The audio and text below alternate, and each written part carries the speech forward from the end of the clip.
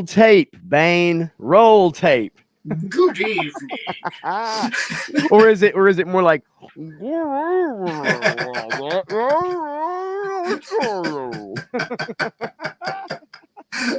Oh my gosh, I love it. And what a picture to come into, right?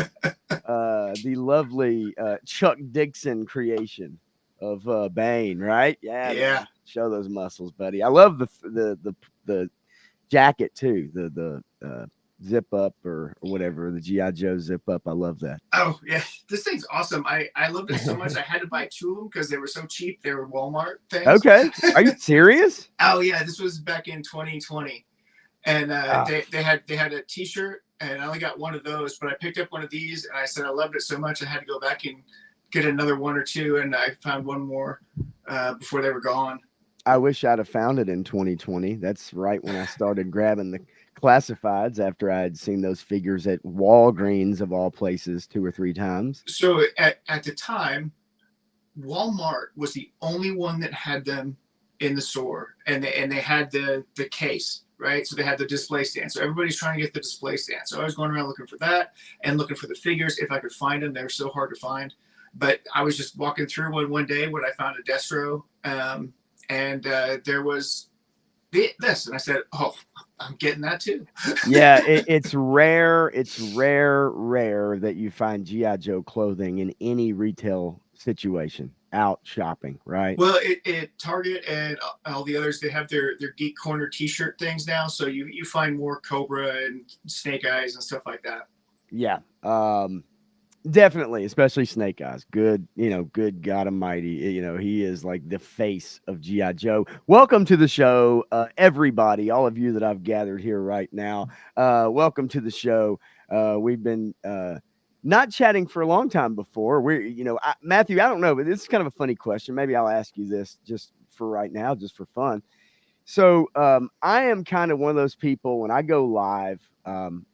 I almost push it to the limit like the Eagles, right? I take it to the limit. I get it right up until I'm not going to lie. I grab a smoke. I'm going to be on for 2 or 3 hours. I've got to grab one. I don't vape. So I got to grab one, jump in, and get right to it. Are you normally, when you're with Punk or maybe anybody else, are you there for 20, 30 minutes kind of chatting, going over things, or do you kind of get stuff set up and then when it's go time, do you kind of jump in 5 minutes before and get ready? What is your method? I am a person who has to be prepared. Okay. Has to be there before everything gets going, so I know that when it's go time, if anything goes wrong, we have time to handle it. So I'm always early. I show up an hour early to work, but it's my clinic. I run the place.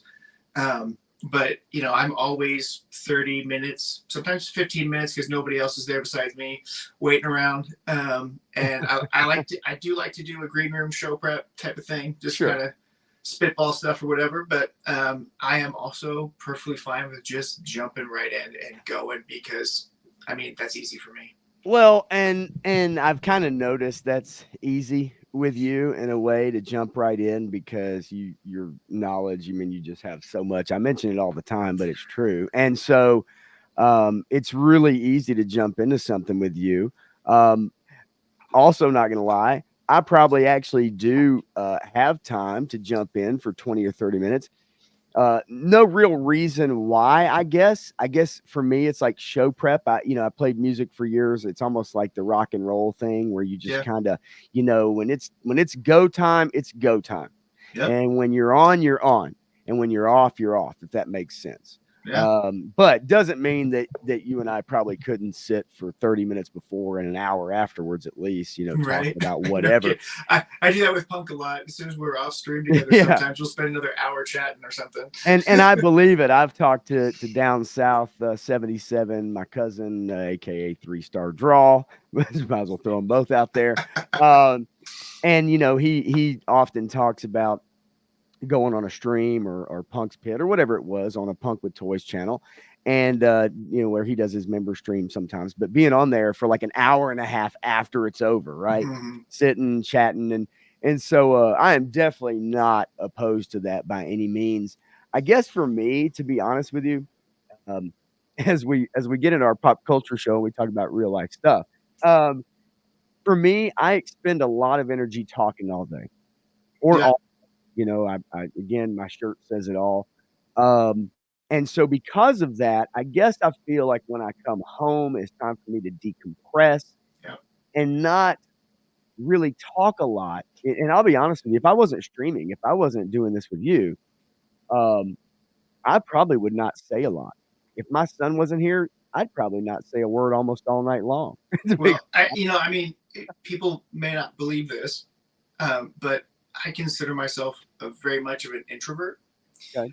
But if there's somebody that's relying on me, somebody that needs something from me, I'm there. I'm 100% there, and Yeah. so that's what makes what I do as my profession so interesting to me, because I can spend all day nose into research, studying new protocols or whatever, just the latest data or the latest techniques or whatever, and I'll be at work the next day educating everybody who will listen about it. Just Right. talking all day, but I spend all that energy and I come home and I'm like, ooh, and that's a challenge with my daughter and my wife sometimes. But I need that if it's been a long day or a rough day. I don't have that energy. I need to recharge those batteries by Um, taking my toy photos.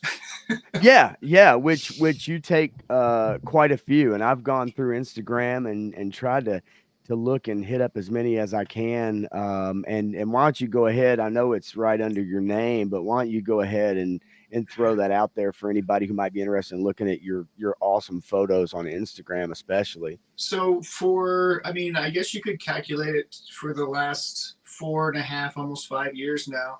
I posted about an average of a photo every day, and just working on stuff, going through ideas, building up projects. But Mamu's Action Figure Blog is my main account, and Mamu's Action Figure Blog 2 is my backup. So Okay. sometimes I'll post my B sides over there, or Yeah. stuff that didn't get posted, like this week's Sunday classified collab theme was 1983. So I did a bunch of photos for it. One of the promoter guys said he liked this one, so I used that one. But I really liked the story that I had set up with the other one. So I posted that series on the other channel, and it shows all of the 83 figures going in to the G.I. Joes in through a place where you could see the 1983 Cobra guys. So I had the His Tank, the His Driver, Major Blood, and Destro Oh, doing a nice. scene with all of the 83 guys right there on the outside ready to storm in. So there's a method to the madness with yours. I've found with a lot of photographers, especially when it comes to like figures and stuff like that, is that there's a method to the madness. There's a theme, there's a hidden message, or there's a hidden something, right? In there for some reason. And it may not be apparent unless you spell it out in the comments or in the post. Yeah. But for those who have an acute eye, they might actually notice some of those things. Well, I mean, for the most part, my stuff is pretty random, and I'll just say I'm inspired by this guy. So I'll set up pictures with him and Batman, or him by himself, and I'll just start shooting pictures, and I'll pick like 2 or 3 different sets and go through and light them and do that thing, see what I like, see what I don't like, and have a bunch of stuff saved in case one of my collab groups say, hey, let's do a Bane pick, and I've got leftovers or whatever. Okay. Well, I've definitely seen a lot of them, and I've seen a lot of them this week actually, and it's straight up. I'm not the best with social media. I had like the Facebook burnout, which we've all Yeah. kind of had, right? Yep. We all were hot and heavy on there and connecting, and then you got 1,000 friends who are all your closest friends. And but then Instagram really started to take over, as happens with just a lot of things.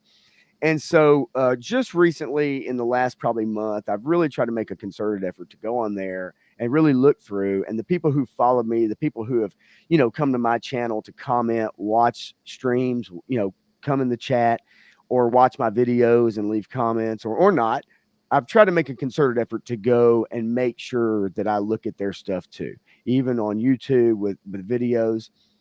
We all have lives, we all have stuff we have going on, and so that can be difficult sometimes. But I really want to pay it back, and not just be, hey, thanks for watching, and I never see your stuff, And so So I just, the last few weeks definitely have tried to make more of an effort to pay more attention to other people's creations, because I think it's all great. Independent creators being able to get their stuff out there, whether that's photography or stop motion, like the bazooka thing you sent me Man, on yeah, YouTube, that's awesome. which is really cool. And I didn't have time to watch it all, but I watched Yeah. about maybe 15. Well, it's probably about 10 minutes or so, I think. And So I watched that on 2X. I mean, I watched almost everything on 2X, and I really enjoyed it. So give everybody a heads up with that real quick, and then I'm going to jump into the chat and just say hello Yeah. to everybody, and then we'll kind of start rolling with things. But kind of give everybody a heads up on what you sent me, and maybe where they can find it if you can recall Yeah, yeah. the name and everything. I mean, it's called Bazooka, and it's an action figure story that this guy did, and it's really really good. Sorry. You're good. You're good, man. It's Take your it's time. super. You're good. Mike the Hunter 203, and it is just so well done. I mean, he clearly knows his stuff in terms of cameras, setting up shots, setting up scenes, creating action, and so it's not stop motion. Okay. It's what I would call play motion. And so he's moving the figures, and you, for the most part, there's a couple scenes where you can, but And you it's can't called see. it's called hang on, it's called Mike the. You say Mike the Hunter. Hunter. Okay, I'm gonna look it up right now. I'm just gonna share a screenshot real quick. 203. Is that it? Mike the Hunter 203? Yep. Yep, I see it right here. Okay, go ahead. Keep going, man. I'm just gonna share this on screen while you're chatting. And then here it whoops. It's not letting me do it. I was trying to paste the link. There we go.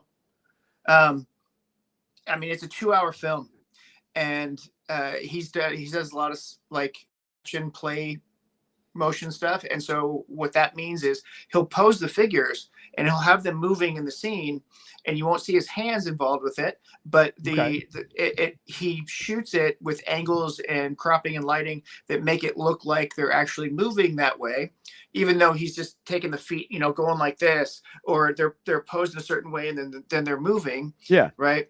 And so he uses, so this actually, if you set it up right, it takes less time to shoot, because stop motion takes forever. Oh, absolutely. And so much editing and stuff like that goes into it too. What is it? The South Africans. There's a GI Joe guy in South Africa that does a lot of this with the 3 3/4 stuff. Okay. And so he's made whole stories and movies on that too.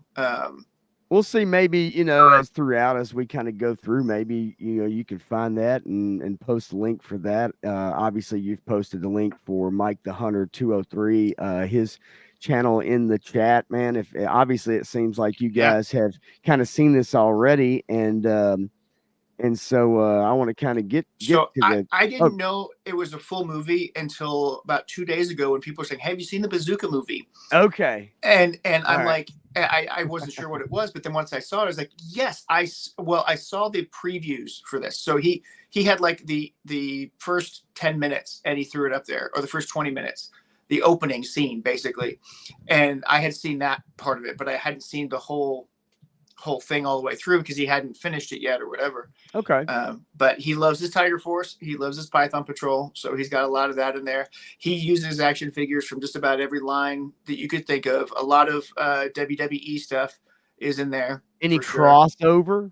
Any crossover at all within that? Like crossover between lines? Oh, I mean, he uses all the lines. Cool. Okay, cool. Cool. Okay. Oh, yeah. So, all right. He's got different head sculpts from movie and TV characters. Yeah. So you'll recognize a bunch of people in there. And he uses them on different figures and pops and swaps and makes customs and stuff. And he does. So the whole premise of the Bazooka movie is about Bazooka. Essentially, rough rundown of it is he's in a combat mission with Tiger Force. The mission is going pretty well, but they get ambushed. He gets ambushed by a tank, and has a significant head wound. And so basically they're going to decommission him. He said, "Your wound is too much, so go take a break. You're medically unfit for duty." go take a vacation. So he goes and says that he's got this girl online. His buddy says you're going to get catfished, and he's like, no, she's real, I swear. And takes a vacation to go fishing and meet this girl, and chaos ensues. It's really good. Well, I'm gonna finish it up tonight when we get done. But I was gonna say the costume setup that they have for Bazooka is awesome. So, he's got his Tiger Horse jersey with blue jeans and a big old belt buckle. He gets a cowboy hat at one point. He puts on a button-up cowboy shirt to go out to the club. Wow. I mean, it's all WWE stuff, right? Well, so it's awesome. The time that it takes for a lot of that stuff, whether it's stop motion or what'd you say, toy motion? Is that what the play word motion? Yeah, play motion, yes. Motion, yeah. Okay, so whether it still takes a lot of time. I actually tried to do a stop motion thing years ago for my son and was trying to set it up. And just keeping the same camera angle, going back to your camera, trying to move the figures, pose them and all that. It took such a long time. So I appreciate anybody who takes the time to really actually do what they do, especially with the figures. It's so much fun. And for people like us and people that are figure collectors, toy collectors, man, I know everybody appreciates that stuff. Well, I did, how long it takes. It took me 3 months to do issue 21 with 6-inch action figures and getting all the sets and setting all that up and taking the photos. And that was just 6 photos. Months. Yeah, right. Yeah, not even trying to make a stop motion or anything out of it, but just photography. Yeah, man. That's in this book here, by the way. And we're actually going to talk about that because I definitely want to get into that. I know 3-Star will definitely be interested in that. He's probably gone through a decent amount of that book. He got that at Joe Fest a few weeks ago. That's awesome. Really quick wanted to go through the chat right now while we got some people jumping in. Eric Thurman was the first one here. How you doing, man? Thank you so much for stopping by, brother. David R also sneaking in here, says hello all and hello to you. All right, Same Time Toys. He was talking about G.I. Joe Berg. That's the 3 3/4 one. Yes, and I've seen a lot of those. Those are fun. That you can tell that they're having a lot of fun with that. 3-Star Draw, what's up? He was on the phone. Now he's back. Okay, you're gonna be jealous when I talk about this book. I'm just saying, 3-Star. Well, he has it. He has that book. I know he has it, but he's gonna be jealous. Oh, okay. I already have an idea. I think I know. We have Same Time Toys here too. What's up, Shane? What's up, everybody? And then wait a minute, Matthew Madsen. No, I'm just messing around. I am goofy, so I will pull that stuff every now and then. And then we have a few people lurking, checking out the stream and everything. But we'll add a few more people. I know obviously there's a bunch of streams going on. Everybody's got a stream these days. Everybody's live. Hopefully we can entertain you enough, especially for those of you who have watched House of the Dragon. I know that not everybody has. I love it. I really do. I loved Game of Thrones up until season 6-ish, 5-ish and a half-ish or so. 5.5-ish, yep. Right. And then things really, really, really, really started to just go. I love that picture of the horse. Remember that one? Where you have this beautiful horse. Yes. And then it slowly degrades into the 3-year-old's drawing. If I could find that meme, and I might, I'll try to show it. What a brutal meme it is. But it's true, right? And so, yeah, man, that show was wonderful. I really do love House of the Dragon. I know for some it's a super slow burn. Season 1 does not have a ton of action. It doesn't have a lot of dragon on dragon crime. It does have a lot of political intrigue, a lot of great dialogue and conversation. Yes. And really, truthfully, what you need out of a show like that is setup. Yep. And it does a great job of setting up. And it has one of the best, most, almost in my mind, like pure, good-hearted characters who just wants his family to just get along, regardless of all this realm shit and regardless of all this prophecy stuff and regardless of the children and this and that and who's the heir and all that. He just wants everybody to get along. And I think all of us can relate to that in Yep. some shape, form, or fashion, right? Yep. And so we're gonna get into House of the Dragon. I did want to go ahead while we do have some GI Joe fans in here, and they'll be with us for a while. But I did want to throw to you on this issue 21 book that you picked up, and I know a few people did at Joe Fest, but I want to throw to you. Let's see here if I can get. I want you to be the main focus here on the screen. I still love going around trying to figure out how to use StreamYards, and get like you as the bigger thing. Let me take off the What's Up chat banner, and maybe that will allow me to give you the floor or not.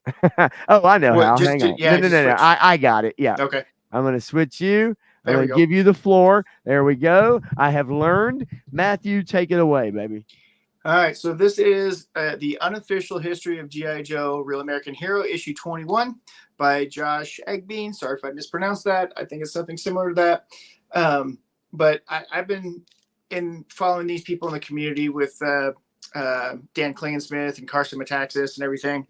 But, he personalized it and signed it to me and thanked me for my contribution. I knew it. You go through here and you have all these people that have contributed to the book, and it goes through a phenomenal detailed history of everything. And then as a part of the Kickstarter, he asked some people some people went to that tier to actually add a little blurb at the end. And he said it had to be 100 words. And I had to pare it down a lot. So I had to squeeze that in there. But in the back there, there's backer number 27 is you me. You gotta love it. That is awesome. And it talks about my little story with issue 21, and it mentions some other influential people in my G.I. Joe collecting, in terms of what I'm doing right now with G.I. Joe. And that goes back to What's on Joe Mind with Justin Bell back in those days.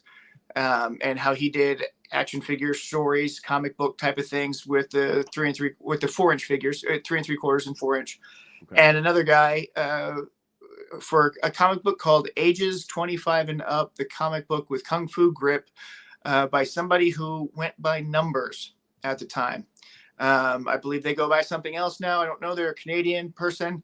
And what they did was they started the comic book with the 3 3/4 clutch. And so his favorite one is clutch. Their favorite one is clutch.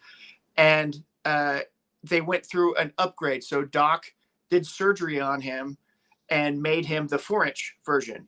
And so they're like, oh, everybody's got to get the conversion. And, so they're trying to swap everybody out for the 3 3/4 to the 4-inch as he was collecting the line. But he told Army of the Dead stories, or sorry, Evil Dead stories. He told Solid Snake stories. He just fell in love with this whole thing as it was growing up at that time. And he did 300 issues, and each 100th issue was a motion graphic or an animated stop motion thing that he did. Then he disappeared. He's kind of on Facebook every now and then. As if you see the Helix Mary Sue post, they usually post a lot about Helix and a lot about G.I. Joe stuff. But okay, that was a great comic book and influential into my idea of storytelling that I wanted to get into, with the photography and action figures. And I've loved that ever since. It's super cool actually that you have that in the book, your kind of your own personal experience with it. I know that was a kind of a hot thing at Joe Fest for sure. Everybody was picking them up, and then if you picked up all 3, you could get them all autographed. Real quick, I want to this guy snuck in here, man, right under my nose, and I want to make sure that I highlight this fella. There he is, Woody Triple Deuce, the figure addict. Hello. Nice. I know you have an early morning, but hopefully you can hang out with us for a little while. I also see Legend series. Series. Yeah. What's going on? He says, all right, all right, all right. How we doing tonight, boys? Doing well, doing very well. And his lovely and talented wife, Crown Fox Productions. Hello there. After a little Tony time, they came Yeah. by. Dig it. I am Well, digging it, I man. was hanging out with him on his stream the other night. That was fun. Yeah, man. No, totally awesome. And then War Chest also snuck in here. There he is. Super cool fella too, man. He's a funny dude. I mean, everybody right now in this chat is really awesome, and especially every interaction that I've ever had, for sure. And what's really cool is two people in this chat got to hang out with each other a couple weeks ago. Yeah. Legends and Woody, and that was cool to see, for sure, man. So anyway, obviously, you know, I put the thumbnail up and titled this the House of the Dragon episode 4. You know, I wanna really jump into that. Oh wait, hang on, somebody else snuck in here. This guy. You saw that. Yeah, yes, I did. A punk with toys. Hello, hello. He says, "Hello, fools," and yes, I will claim that title.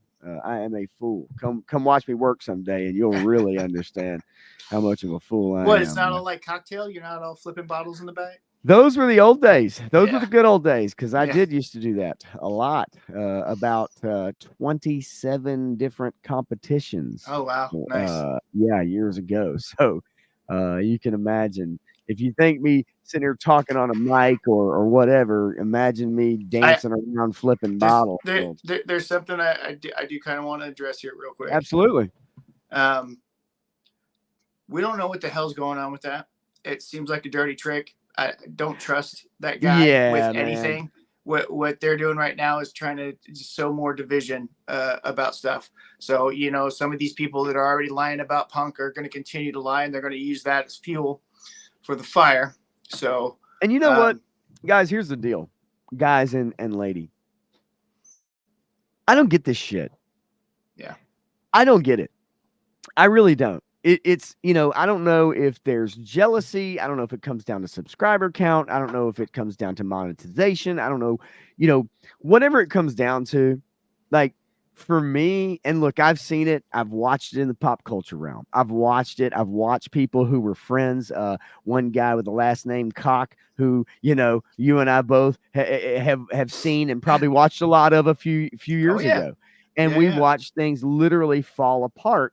Just melt apart. Now, I watched that happen. I know that there was somebody somewhat involved with that, but it just kind of ended up people having to take sides. Yeah. And so my thing is, like, you know, I hate it. I get it. Not everybody's going to get along. Absolutely. Not everybody's going to get along. However, it is one of those things that yeah, it happens, but I just don't fully grasp it, because I think it within that content sphere, right? It's such a niche kind of thing that, yes, everybody's going to have their own thing and everybody's going to do their own thing. But when it comes down to it, man, and Punk says it all the time, right? We're talking about toys. You know, it's Allen Iverson at practice. We're talking about toys. And so, you know, that's it. And as you start digging deeper, that's when things start getting wacky. You start not really knowing, you start not being able to trust people, you start seeing posts, you start seeing bullshit, and then all of a sudden it just turns into this big old mess that gets way, way bigger, probably, than what it initially maybe have been or should have been.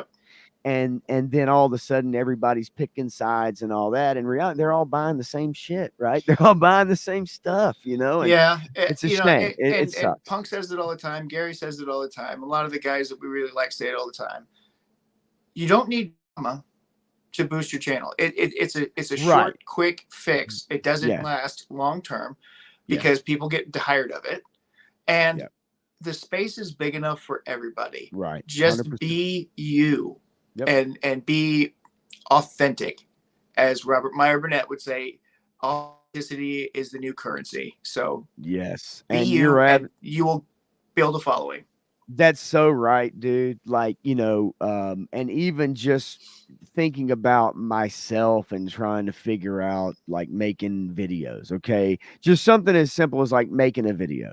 And I've made several different styles. I've tried several different approaches. I've tried several different jokes. And at the end of the day, it's like the ones that weren't good were the ones where I was trying to be somebody other than who I am. Yep. I was trying to use a different voice. I was trying to have a different style. I was trying to not be as southern. I was trying to be more sophisticated. I was trying to use a game show voice, ladies and gentlemen. And I was trying to talk really soft and boost them up. And at the end of the day, it's like none of that worked, right? It was just I had to be just authentic and just be me. And if people like it, they like it. If they don't, they don't. And that's it, right? And so yeah, but I am a firm believer not everybody's going to get along. However, you're right.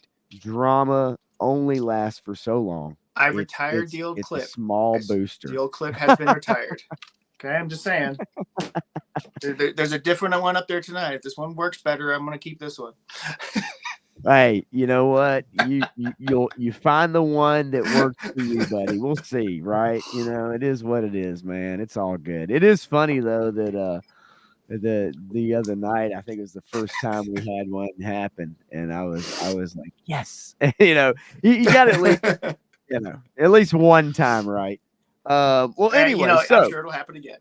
Oh, I'm sure it will, and it's okay. It's just like me. Our second stream, I think I couldn't get my camera to work. It's second or third stream, couldn't get the camera to work. Yeah. My mic, everything. I had to restart the camera. It is what it is. It happens. But yeah, and honestly, Matthew, if it didn't happen, I don't know that the world would be round and the sun would, we would circle the sun and everything would be right. Like I'm not sure. I think it needs to happen every now and then just to make sure that all in the world is correct. That's it. So nonetheless, about that particular controversy, hey man, it is what it is. I think you and I think most of us, and most people in the chat especially, but most people can see through things. It doesn't take long. I say this too: play detective, and usually you will come up with the correct answer. You will come up with what happened. You'll be able to figure it out, and that's based off of people's past histories and how they've acted and reacted. It's based off of their current, the way they act and react. And you can usually figure out kind of suss it out and get to the bottom of it. I did want to say hey to Todd C. Hey, all. Happy Tuesday, he says. And hey, Todd, happy Tuesday to you, buddy. Every day with a ends in a Y is a happy day when I get to be almost 50 years old. I am definitely happy to be on stream right now. And all right, so are we going to mention, just for entertainment's sake, what I just watched about 45 minutes ago? Because I don't want to do more than 5 minutes on it. Oh, yeah. 5 minutes is fine. You can talk about it all you want. I stopped watching forever ago. Go for it. Guys, here's the deal. People want to hear it. Episode 7 of The Acolyte. I watched it. It came on at 9 Eastern, 8 Central. I watched it. Basically, half the episode, they play the same scenes they showed in episode 2. Yes. 2 or 3, I forget. Yeah, it was 3, actually. 3. Okay. Episode 3. And so half the episode, they show mainly everything that happened in episode 3. A couple different points of view, yes. Ultimately, at the end of the day, it is definitely painted as in a big giant mistake. It is a giant mistake that happened because of one overly aggressive witch and one overly aggressive Jedi. So there's a complete mistake. However, I will say that the twins in the show were made from one life form, and the mistake came when the mother witch was going to allow the one girl to leave with the Jedi, and she starts to disappear. Okay, she starts to disappear. The bad twin in the show was going to disappear with her, but it was mistaken as her turning into a demon or something of some kind, and she got stabbed with a lightsaber, and that's what did it. So, at the end of the day, though, I think Jedi that are evil. Okay, got it. Jedi are evil. Made a mistake. They get talked down to, and really, ultimately, the show is about letting children, even as young as 10-year-olds, make their decisions. Their parents don't know for them what's best, and it's better to allow a child as young as 10-year-old make their decisions for them. That is basically the message of the show, especially this particular episode. These are So, the same people that support the Netflix show Cuties. These are the same people yes, that have no morality whatsoever, and they're trying to tell moral tales, and so they can't because they don't know what morality is. Yes, and so really, and I think you'll start to see this over the next couple of days. You will start to see that correlation between the episode and the message. Yeah. And so, and yes, 3-star Joy said I didn't watch Acolyte because you said we're talking about Game of Dragons. Yes, we're talking about Game of Dragons. We're about to do that momentarily, but I just had to mention that, you know, don't. There's no reason for you out there to watch this show. There's no reason. You can literally take what I said right now and what I've said in the past few streams or past, whatever episode video I made. Take that for what it's worth. I'm telling you, don't waste your time. If you want to it. be entertained by it, you can follow this guy, Little Platoon, and he does hour and a half long breakdowns of every single episode and how absolutely ridiculous it is. And he puts it into context with everything. He does such a brilliant job. And he's a media guy. I mean, he was a former media journalist. He's written books and stuff, and he had to get out of the business because there was no integrity left in the business. He saw it and he said, I can't be a part of this. And so he stepped away from it. And, he has an alternate lifestyle than most people.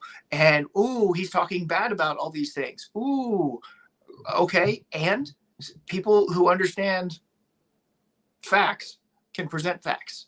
And yes, Todd C, the fight choreography was better than Shang-Chi or however the hell you want to pronounce it. It's Shang-Chi and will always be Shang-Chi, and you can't change it from being Shang-Chi no matter what you say, because that's always what it was. Yeah, no, I agree. Even my friends from Taiwan say it that way. It's just interesting. And so I just wanted to have a little blurb about that because I did check into it. It was about 30 minutes long. But at the end of the day, half of the show was repurposed scenes, but from a different camera angle, and then they'd add a little scene in for somebody else's. Each episode cost twice as much as Godzilla -1. It is unbelievable. So yeah, enter at your own risk with the Acolyte. There's one episode left, so if you've watched it all the way up to now, you might as well entertain yourself and watch how bad episode 8 is going to be. But at this point, when I watched it, I just thought, okay, and I mean, what are we learning? Gary said it. So many other people said it, and it's why I couldn't get past episode 2. It's like, we know these people, we know what they want to do, we know how they work, we know how they write, right.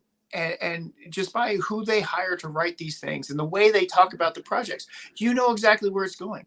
They never talk about how great the characters are, how great the story is. They talk about how diverse they are and how much of their own personal sexual identity is entwined with this character or this project, or they talk about themselves because they're narcissists. Yes, so, the shit no one wants to hear about. Yeah, I don't give a crap about where you put your junk. I just don't. Yes, and nobody does, and yet day after day you're being told that you should care and you need to care, and so no, I don't care. This show is garbage, and so much so that they have removed the Rotten Tomatoes audience score from every D+ show. Not just now, they removed it for this show, so it wasn't about a 13%. They have actually removed the audience score from Rotten Tomatoes, so anyone that looks it up will only see the critic score and not the audience score. So for the vast majority of the new D+ shows that have been on, the audience scores have been removed, from Star Wars to Marvel, some of the movies. So Disney's kind of going hog wild on this, and Disney did it before. They changed Rotten Tomatoes forever when Captain Marvel came out. So they really changed Oh yeah, how the you're fans right. interacted with the Hmm. site Yes, based on Captain Marvel's reaction, yes, because Disney is a big, powerful media company, and they didn't want them to look bad, correct. so they protected them for access or whatever. I don't understand why, but they did, and they're doing I it don't again. know. Well, YouTube did and the same thing. YouTube did the same thing when they took away the that's downvote viewing. correct. Yes, took away the downvote. Now you can somewhat restore that. It's I don't know how much I actually really put faith in that extension to restore the downvote button. Like with anything, I don't know how much I can trust the numbers. I know Woody Triple Deuce says couldn't have said it better myself, Matthew. I know he was talking about I don't care where you put your junk. I don't care what no one cares about that. You just want a good show. And he Good also says story. your junk is your junk. Just keep it away from me. I think most all of us would say, yeah, definitely. And then War Chest, he says, thankfully, I won't watch this DEI crap and start letting kids make choices without parental consent. Plus, Rotten Tomatoes just showed its ass on this one, proving once again they are bought and paid for. And all Yeah. of that is true. That is Yep. all true. 100%. And one more real quick, and it's from Woody as well. Again, he said, I'm surprised Disney hasn't bought Rotten Tomatoes. You know, you back pocket under the table bought and paid for, Yeah, right? pretty They much. probably Yeah, have. It's because not that officially they haven't, but they under the don't do table that for for Warner sure. Brothers properties. No, they don't. Speaking of Warner Brothers properties, let's get into what we want to talk about tonight. And I hope that you all are going to stick with us, with this. I'd like to know in the chat if you guys are able to at least let us know here. And if you're not, that's okay. For those of you listening and for those of you on replay, I appreciate it. And if you can, hit the like button, please, and get us a little engagement. If you haven't subscribed, please subscribe. But if you can, at least hit the like button and bump us up a little bit. And hopefully, you guys are going to hang with us because we got a real deep dive on House of the Dragon, season 2, episode 4. Now, a little bit of a background because I don't want to go too far deep into this. I want to get into this episode, okay? A little bit of a background. This is well before Game of Thrones, okay? How many years, Matthew, is this before Game of Thrones? It is. It's what, 100 roughly. At least 100. I'm almost sure. I think this is actually probably more than that. If It's I probably remember correctly. 130 maybe. Yeah. I mean, it. Okay, so Couple generations, right? About well, two and a half, two generations, two right? generations Yes. because the like I said, the Lannister that we see at the table is the father of Tywin. Yes, of Tywin. If you Yeah. guys remember Tywin from Game of Thrones, and he was a badass character, an awesome character in Game of Thrones. Met his And end. we have seen some of the Starks that we know, Yes. or have met in this show already as very young. So real quick, if anybody in the chat, if you have watched it, just type a Y or an N, and that's okay. And if you're not near, if you're not near your keyboard or your phone or whatever, that's fine too. But I just want to get an idea, just a little idea of maybe anybody that's watched it. At the very least, you've watched Game of Thrones, and you kind of have an idea of this story because there are references here and there. We see in Game of Thrones why dragons, became such a big deal again, right? When the eggs hatched and Daenerys, went through the fire, which there was some magic at play. Targaryens can be burned. Okay, it's not like they're fireproof, which everybody thought was the case. Especially it's a very special thing that happens when that yes, happens, right? So, especially and Daenerys, especially in Game yeah. of Thrones, that there was magic at play. There was a lot going on. Well, yeah, because she's anyway, yeah. Yeah. So, anyway, all right. So, and yes, real quick too, I just want to say, Todd Cease, I'm throwing it out there. You guys watch Shogun. We can definitely, at the very least, recommend Shogun, and if you'd like us to, I'll be glad to. If you guys want to watch it, if you guys want to do a watch party anytime, I'm up for doing a watch party. And you guys tune in and I'll watch it with you and we'll talk about it afterwards. And I'll have a few people on. I have no problem doing that. That's a great show. There's a lot of stuff that they did in that show that was so right.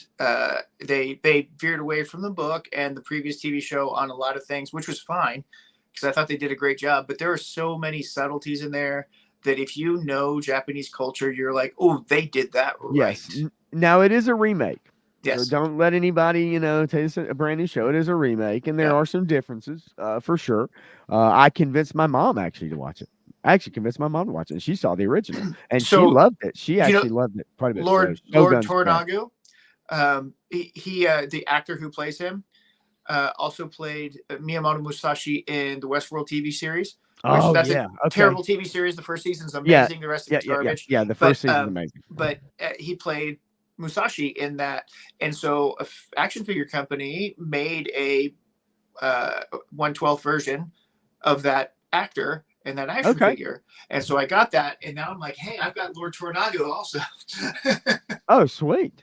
All right. So, and Woody says real quick, no, not yet. I let everything I watch on TV build up and then binge. And I know a lot of people do that. I can't blame you. And especially because in this day and age, you really don't want to invest a lot of time in something and then it turned out to be shit, which Yeah. happens so often. So if you hear good things or whatever, then maybe binge it. And I can understand if you do that with this show. If you do that with this show, it is 10 episodes, season one. You're looking at about an hour, a little over that here and there per episode, but it is well worth your time, Woody. It's well worth everybody's time, in my opinion. Season one is truly amazing, great writing in a sea of shit writing that we've been getting for a lot of what we watched these days or what we decide to tune out of. So I want to get into it.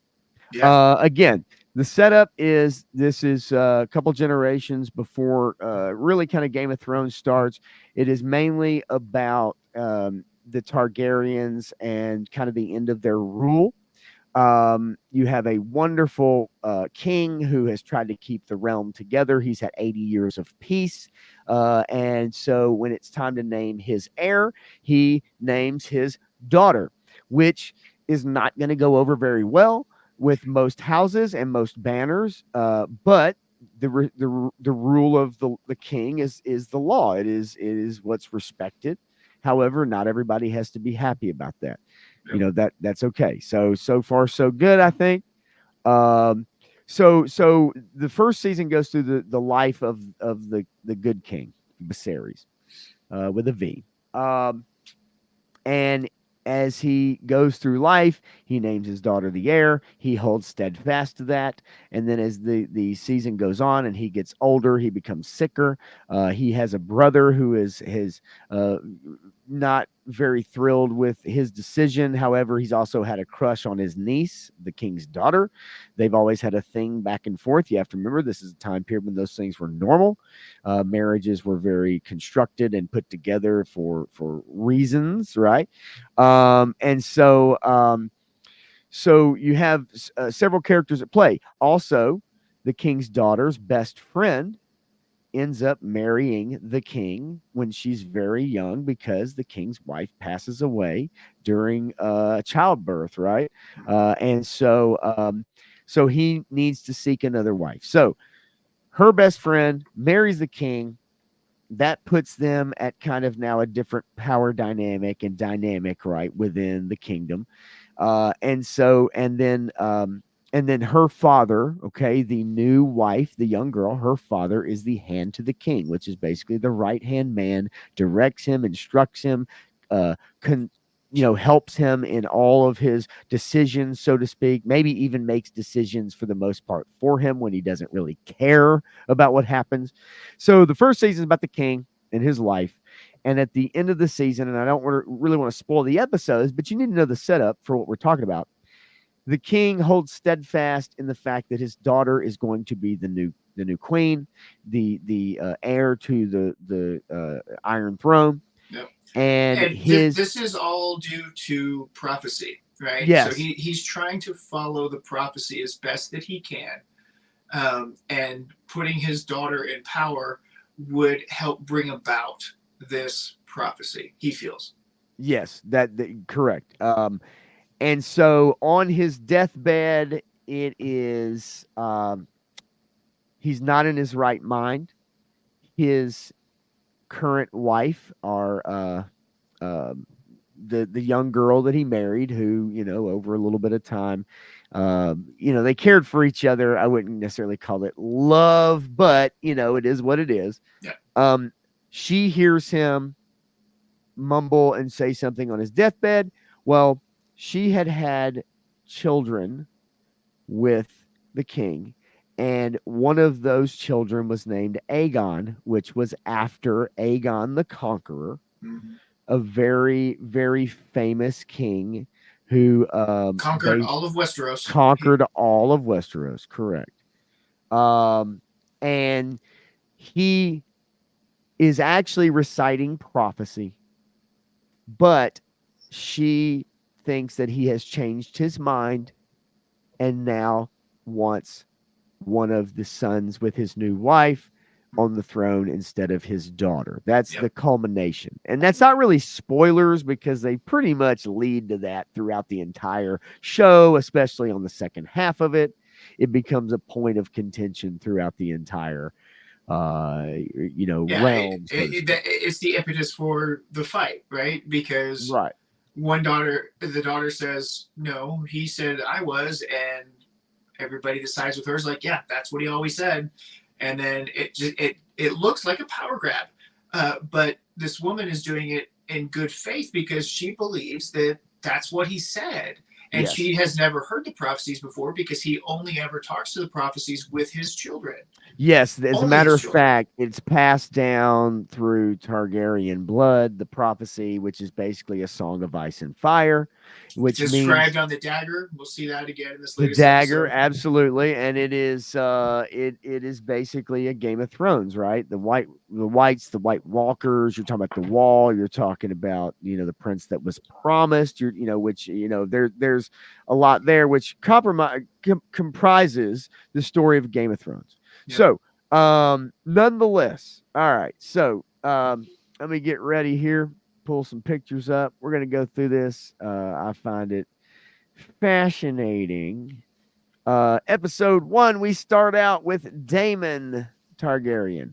He is the husband of the consort. The consort of the black side, which is the Targaryen Rhaenyra Targaryen. Daemon is her consort. He has previously left her and gone to take a very large castle that he believes will be kind of the biggest castle out there to raise a large army and basically win this war. There is now war between the queen and now her young son, who is now the king, who is on the throne because of that. The king in his deathbed making kind of mumbling his name. And so he supposedly changed his mind. And then his daughter. So you have the young king, and then you have his daughter who's on the other side of it. All right. So this is her consort. This is Daemon Targaryen. He is staying at a very large castle. And this castle is in disrepair. It is leaking water all over the place. It's constantly storming. And this castle also was built on used to be weirwood forest. So there are strange things afoot. There are visions. So let's talk about that for a second. Okay. The weirwoods are magical trees. So essentially, what we may or may not know about it is that all of the weirwoods are connected. So there's an underground mycelium network, or whatever you want to call it, that connects all of these weirwoods one to another. And in doing so, if you're at a weirwood tree, you can have visions or see things that happen at another weirwood tree. So they have these mystical properties, and so they are holy relics of the old gods and represent the old gods. And so when people want to bring their new gods in, they have to destroy the old gods. And so they tear down the weirwood trees or burn them or whatever, or turn them into beds, which was really super creepy when I figured that out. Well, and we'll get it. We'll get into the bed part because that plays into this episode. So, so the previous episode, he he comes here and he's trying to take this castle. He is greeted and has no resistance because there's really no one There's here. nobody cares about this castle Nobody cares. because the Yes. castle's in disrepair. The It, castle's and it falling and apart it's from cursed. Aegon the First melting it to slag, and Yes. it's always been considered a cursed castle. Yes, it is cursed, and people that have tried to come here and stay here or kind of take it over, whatever, end up having strange things happen. And so this is one of those things. We begin the episode. Daemon Targaryen is having a vision, and he walks into what would be the Red Keep, right? This is where the Iron Throne is. And you see all the swords there for the Iron Throne. And someone is speaking in Valerian. Okay, Valerian's an ancient language. It's not spoken very much. As a matter of fact, people can't even make Valerian steel anymore. The ways of being able to make it have been lost to time, but people can reconfigure and reconstruct Valerian steel. Let's talk about Valeria here for a little bit. So Valeria and the Targaryens are from Valeria. Yes. And Valeria is a continent on the other side of the sea. And Corlys Velaryon is one of the last of the Velaryons. And he's married to Rhaenys Targaryen, the big guy, the black guy with the white hair, right? Yes. And they had to leave their continent because of this plague that turned everybody to stone. And so they had to leave there, and just real quick, Targaryens had to go with them. real quick, if you've seen Game of Thrones, okay, then you understand about the plague, right? Because we see some of the stone men, right, attacking Tyrion in the boat. When oh shit, who is it? He and Tyrion and oh my gosh! All right. Anyway, so but nonetheless, we see stone men. So this disease, right, has basically wiped out Valeria. So go ahead, my bad.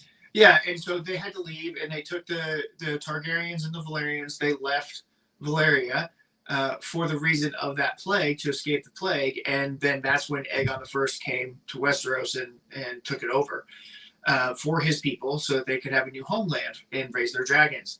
And so the last remnants of that are in these households, the last remnants of the Targaryens and the Velaryons. So the last of the bloodline. And when they lost their land, they lost that technology. They had the highest level of technology for this age, and that led to their downfall, essentially. That and the infighting with the Targaryens and everything else. And actually, 3-star, that was Jorah Mormont was in the boat with now Sir Davos was an awesome character too. But Jorah Mormont, you're absolutely right. And it's funny having not watched that show for a little while, and all those names that I knew for years, and then you forget them, and it's like, holy crap.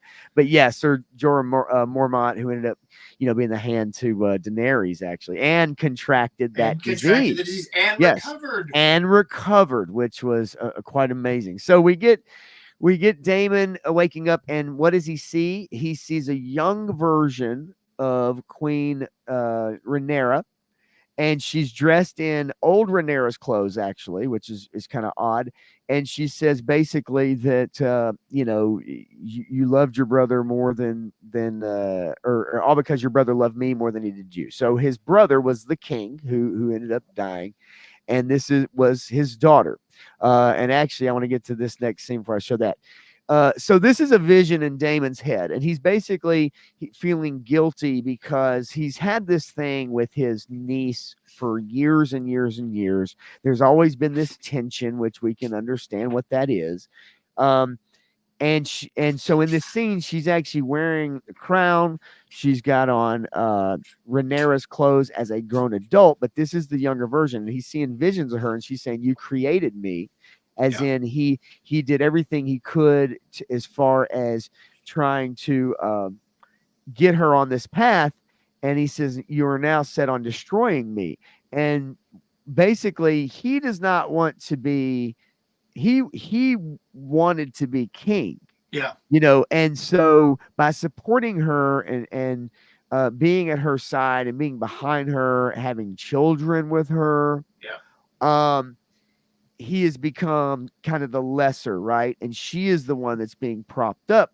Yep. But she's saying, look, you did all this. You wanted to do this. You wanted to be with me, right? Well, and go back and remember the last scene that she was in, right? The last scene that they were in together, yes. Had the baby with the neck that she was stitching closed, and so he knows that this is happening. So he's already had a vision of her. So seeing her again, yes, it's like, okay, this is a crazy vision. So this takes us back to last season when he actually takes the head off of Lord Corliss's brother. He actually in his vision takes the head off of her. He's tired of hearing about it, right? He doesn't want to hear about it. And then the crown falls on the floor, and then he looks down, and then her head's still talking to him in this vision, saying, "This is what you always wanted, is it not?" Which is the crown. Yep. And then as we see her head, you see that you hear a voice, and it's hey, there's been a raven. There's been a raven, and as Daemon wakes up, he has blood. Blood on his hands, which I would assume is him gripping his sword, right? Like in his dream, kind of gripping his sword, trying to maybe as he makes that move, because otherwise, obviously, can be construed as you know what I mean, ghost like. What if it's stigmata? What if it's stigmata? Well, yeah, right. But a couple things in that scene, saying it kind of represented his guilt, the way he treated her, especially after they got together, as adults. And then Harrenhal's built on an old weirwood forest, so he has strange visions. His vision happens in the keep. Rhaenyra is on the throne, and so he's woken up though, being told that a raven has come, and this is the man who actually greeted him when he came to the castle, and he's laughing because he's like, okay, you can have it. No one's going to oppose you. Would you like some dinner? Well, and so this guy is the older brother, but the lesser brother of Larry. Of Larys. Yeah, Loras. Yeah, it's Larry's, Larys. This is older brother Larry. I love Larry, and I'm good with that too, because he looks like a freaking Larry. Well, he's a Clubfoot Larry. He is, yes, Clubfoot freaking Larry. So yes, he wakes him up, and he says, "Hey, look, there's been a raven," and so as he's waking him up, he wakes up, he's got blood on his hands. And then he kind of lets him know that Aegon's army departed King's Landing a fortnight ago. They're on the march. They, so here we have Daemon, and knowing that castles Rosby and Stokeworth have also fallen without siege. Yep. And Rosby and Stokeworth, to my knowledge, initially supported Rhaenyra until the heir to the throne in the Red Keep was murdered, right? Aegon's son. And so because of that, everyone feels like Rhaenyra is a horrible person for ordering the death of a small child in their bed. So, I mean, I don't know if you guys can see this or not. Let's see. I'll try to boost you up there. There we go. It's I'll have to stop sharing this for a second, but let me switch. Actually, you know what? Come on, there we go. So there's King's Landing, right? This is the first castle that they're talking about, that you were just talking about there. We're going to get to a battle at this keep right here, and across the bay right there is Dragonstone. So this doesn't seem like a smart decision, but we'll get there when we get there. Now, so that's where we're headed. Again, Daemon is really wanting this castle, and I think he feels like, because it's the largest castle, this is and he can get a great army. It can house that army. But again, once he gets there, he realizes how in disrepair it is. So you can see it even in this shot, and there's water everywhere. There's, giant, I say giant hole in the floor actually. But it's actually it is. And then there's, obviously just been really over the years been worn down. And then he's told, hey, the armies have raised Aegon's banner. And then he says here, and this is what I was saying, sad business with the usurper's son and their declarations. And what that means is that because of the heir to the throne of Aegon, the young boy was murdered in his bed by the rat catchers in a previous episode. Most of the realm who were maybe on some of the realm who were on Rhaenyra's side, House Black, have changed sides because they think it's bad business. It's not good to do that. Now, we know that she did not order that. It was actually Daemon here who did. However, Well, the so realm doesn't know that. He didn't order the death of the boy, but there was miscommunication in how it was done. Well, we don't know, because the rat catcher asked the question, what if we can't find Aemon? What do we do? And it cuts away. Yeah, so we never get a definitive answer So, yes. if Daemon actually said to do that or not. Yeah, But it doesn't matter. He is responsible for blood and cheese. Yes, exactly. I mean, the bottom line is he ordered the hit regardless. So how it got carried out and what happened, but it looks bad on the crown. Yep. It looks bad on Rhaenyra, no matter what. Which is why Daemon left, because he left to try and redeem himself, to bring honor back to the family, to do the right thing by making sure that they have high profile castles or high profile targets. Trying to make it up in some shape, form, or fashion. Now, there is a young man who shows up to meet him. And so Daemon. Going back for just a minute to the previous episode with the battle of the Blackwoods and the Brackens and the Brackens and Blackwoods, right? Yeah. Blackwoods. So the truth of the battle is that in the histories, it says that Prince Daemon and the Blackwoods fought the Brackens. So Daemon was there then in the books, and in the TV show he wasn't. So in this version, Daemon's like, "Who are you guys? I don't care." Right. And so we dismiss kind of that thing, and now we get this young man who shows up. Yes. So this young man shows up, and Daemon says, "Oh, Lord Grover is looking more hale and healthy than expected." Well, this is actually not Lord Grover. This is Sir Oscar Tully. He is the grandson to Grover Tully. Now, Grover Tully, if you notice, obviously George R.R. Martin thinks the Tullys are just a bunch of Muppets.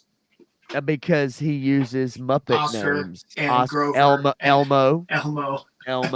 It was kind of a joke for him, and he used Muppet names. Yes, for the Tullys, which actually is pretty funny. It's a good little Easter egg there. And if anybody's watching the show or read the books they put together, you would all of a sudden it would kind of hit you like a light bulb, Yeah. But this is Oscar Tully. This is his grandson, and his grandson shows up. He's the heir to River Run.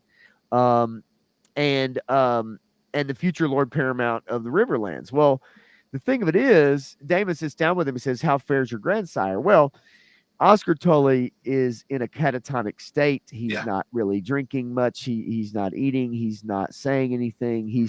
So they're in essence waiting on him to die. But so what's interesting about this whole conversation is Daemon doesn't have any patience for this.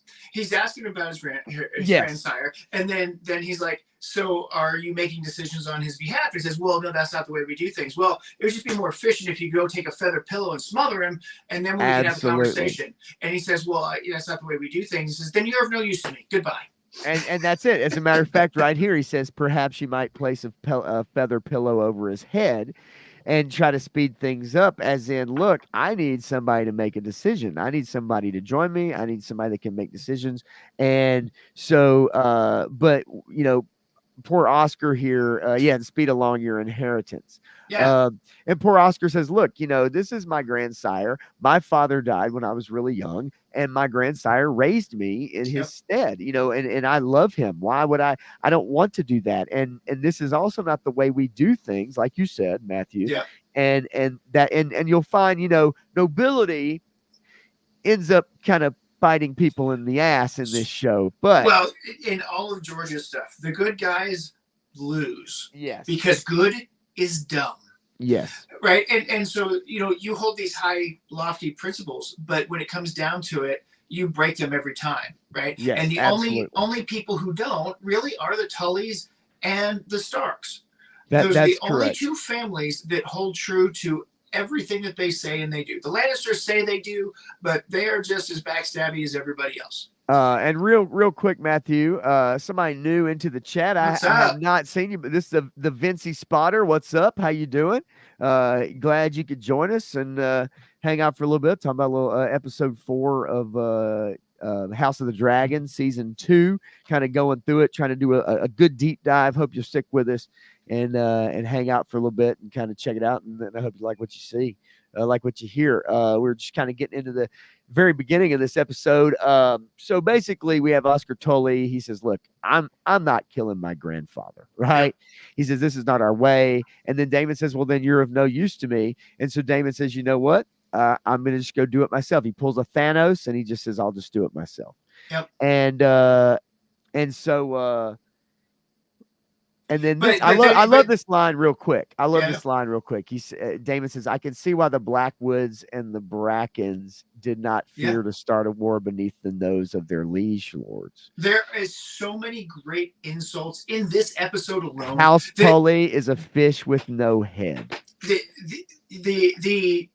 way that they set these things up and the way they present these insults, these digs, these spurring to action, these hey, I just fucked you over type of scenarios in this episode alone is just phenomenal. We're gonna get to one later. It is the biggest own I have ever seen anywhere when we get there. All right. But, so next scene also I just wanted to go back and say that I mean, you can see the Tullys are weak, right? Because you know that the person going to be in charge is that boy. That boy will be in charge of the Tully family. So when his grandsire passes away, this kid is going to be held hostage. That's right. And made to control the Tully, their lands and everything at sword point. Basically, they're going to manipulate him into doing whatever they want, which is, in Game of Thrones, that's what we saw. That's what happened. But so we get to our next scene here, and we have Rhaenys. Oh, this is great too. Who shows up to visit Lord Corlys. And of course, this is one of the Valerians we're talking about. You'll see that she notices this young man here named Alan, and she walks up to him. And Alan is in who saved her husband's life. Yes, she says, I'm given to understand my lord husband owes you his life. In the last season, Corlys's ship was heavily damaged. He was pulled to safety, and this is Alan who actually saved his life. And then you see Rhaenys. She touches his face. She says, but I was not told his savior was so comely or beautiful. And she mentions that your mother must have been a beautiful woman. And what that means is that she must have been so beautiful that Lord Corlys forgot about his marriage to Rhaenys and had sex with another woman. Yep. And this is his bastard son who has been hidden away on his ship. Yep. Now, he could be legitimized. Yep. He could be. And after saving Lord Corlys's life, he should be. Yep. So what is the reason why? And so I mean, there's two possibilities, right? He doesn't. And there's Lord Corlys right there. Not happy.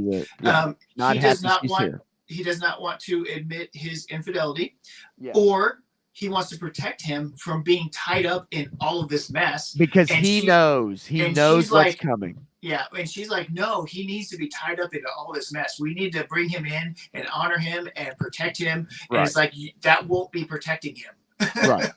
No, actually. And you can look at this. He is technically a rightful heir. He is the heir to Driftmark. And you can look at this in another way as well, is that this is an opportunity sometimes for the bold to make their claim, to make their stance, to carve out their life and who they are to the realm. By taking the bull by the horns, so to speak. So having him hidden away may or may not be a good idea. So George R. R. Martin, he loves, bastards and cripples. And so he likes to exemplify them a lot. And in a previous episode, we saw this man in a drunken bar talking to people under pressure or under direct, they gave him some beers and he started talking, saying that he's King Jaehaerys bastard son, and he has a rightful place in this talk too, until the actual Targaryens walk in, and then he shuts up. Yeah. So, and that yeah. In this land, if you don't know, whatever land that you're born into, if you are a bastard, you take on a specific name. So if you are a bastard of the North, you're called a Snow. If you're a bastard of the Riverlands, you're called Rivers, right? And so each one has their own last name that they associate. And so if you say you're Brandon Rivers, then okay, you're a bastard. Okay, and we'll meet another Rivers here in a little bit, actually. And we will. Very important Rivers. Yes. Okay, so basically the gist of this scene is Rhaenys is here because she wants to let Lord Corlys know. Now this conversation, we just talked about it. She says he was the sailor who plucked you from your watery grave, and you did not think to mention it to her, his wife, for one. And then she knows who he is. That's his bastard, and he and then Corlys trying to make excuses, but Rhaenys says, Alan's past is no fault of his. It's not his fault, right? And he should be raised up and honored, not hidden beneath the tides.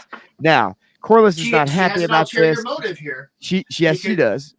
I mean, they don't have any kids left. There's only one, and that's Jace.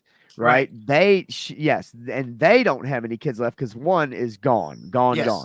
Right. And so this would be an opportunity to legitimize a bastard and have an heir. Have at least an heir. So she's thinking about their family's future, about how to move forward. Should things go awry or different, or we, whatever's going to happen in the future. Right. So nonetheless, she's actually really come here as well to tell him that Baela has called her to Dragonstone. And because the Black Council is really in disarray right now, and we'll find out why momentarily. And she needs someone there. She needs someone who, like Lord Corlys, to come in and kind of rein things in and get things back in order, or help get things back in order. Because, as we saw in the last episode, Rhaenyra left. And in the last episode, she went to King's Landing to try to talk to Alan and broker for peace. No one knew that she left. No one knew. Yes. So her whole council, right? You have your two councils, your Black Council, your Green Council, and two opposing sides. And Rhaenyra did not tell her council, no one. So had she been captured, had she been killed, it would be over. It would be, it would be done. Now there would be fighting, but ultimately at the end of the day, you have captured the opposing queen, someone who feels they're the rightful heir to the Iron Throne. So she didn't tell anyone. So right now at this moment, no one even knows where she's at.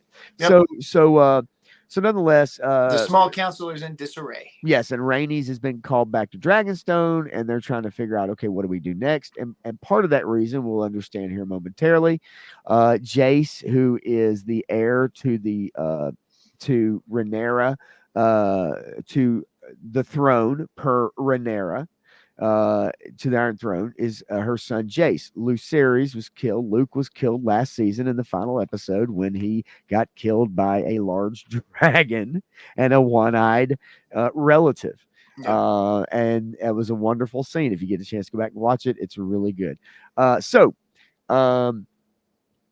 She says the council grows restless in Rhaenyra's absence, and and then Lord Corlys says, where has she gone?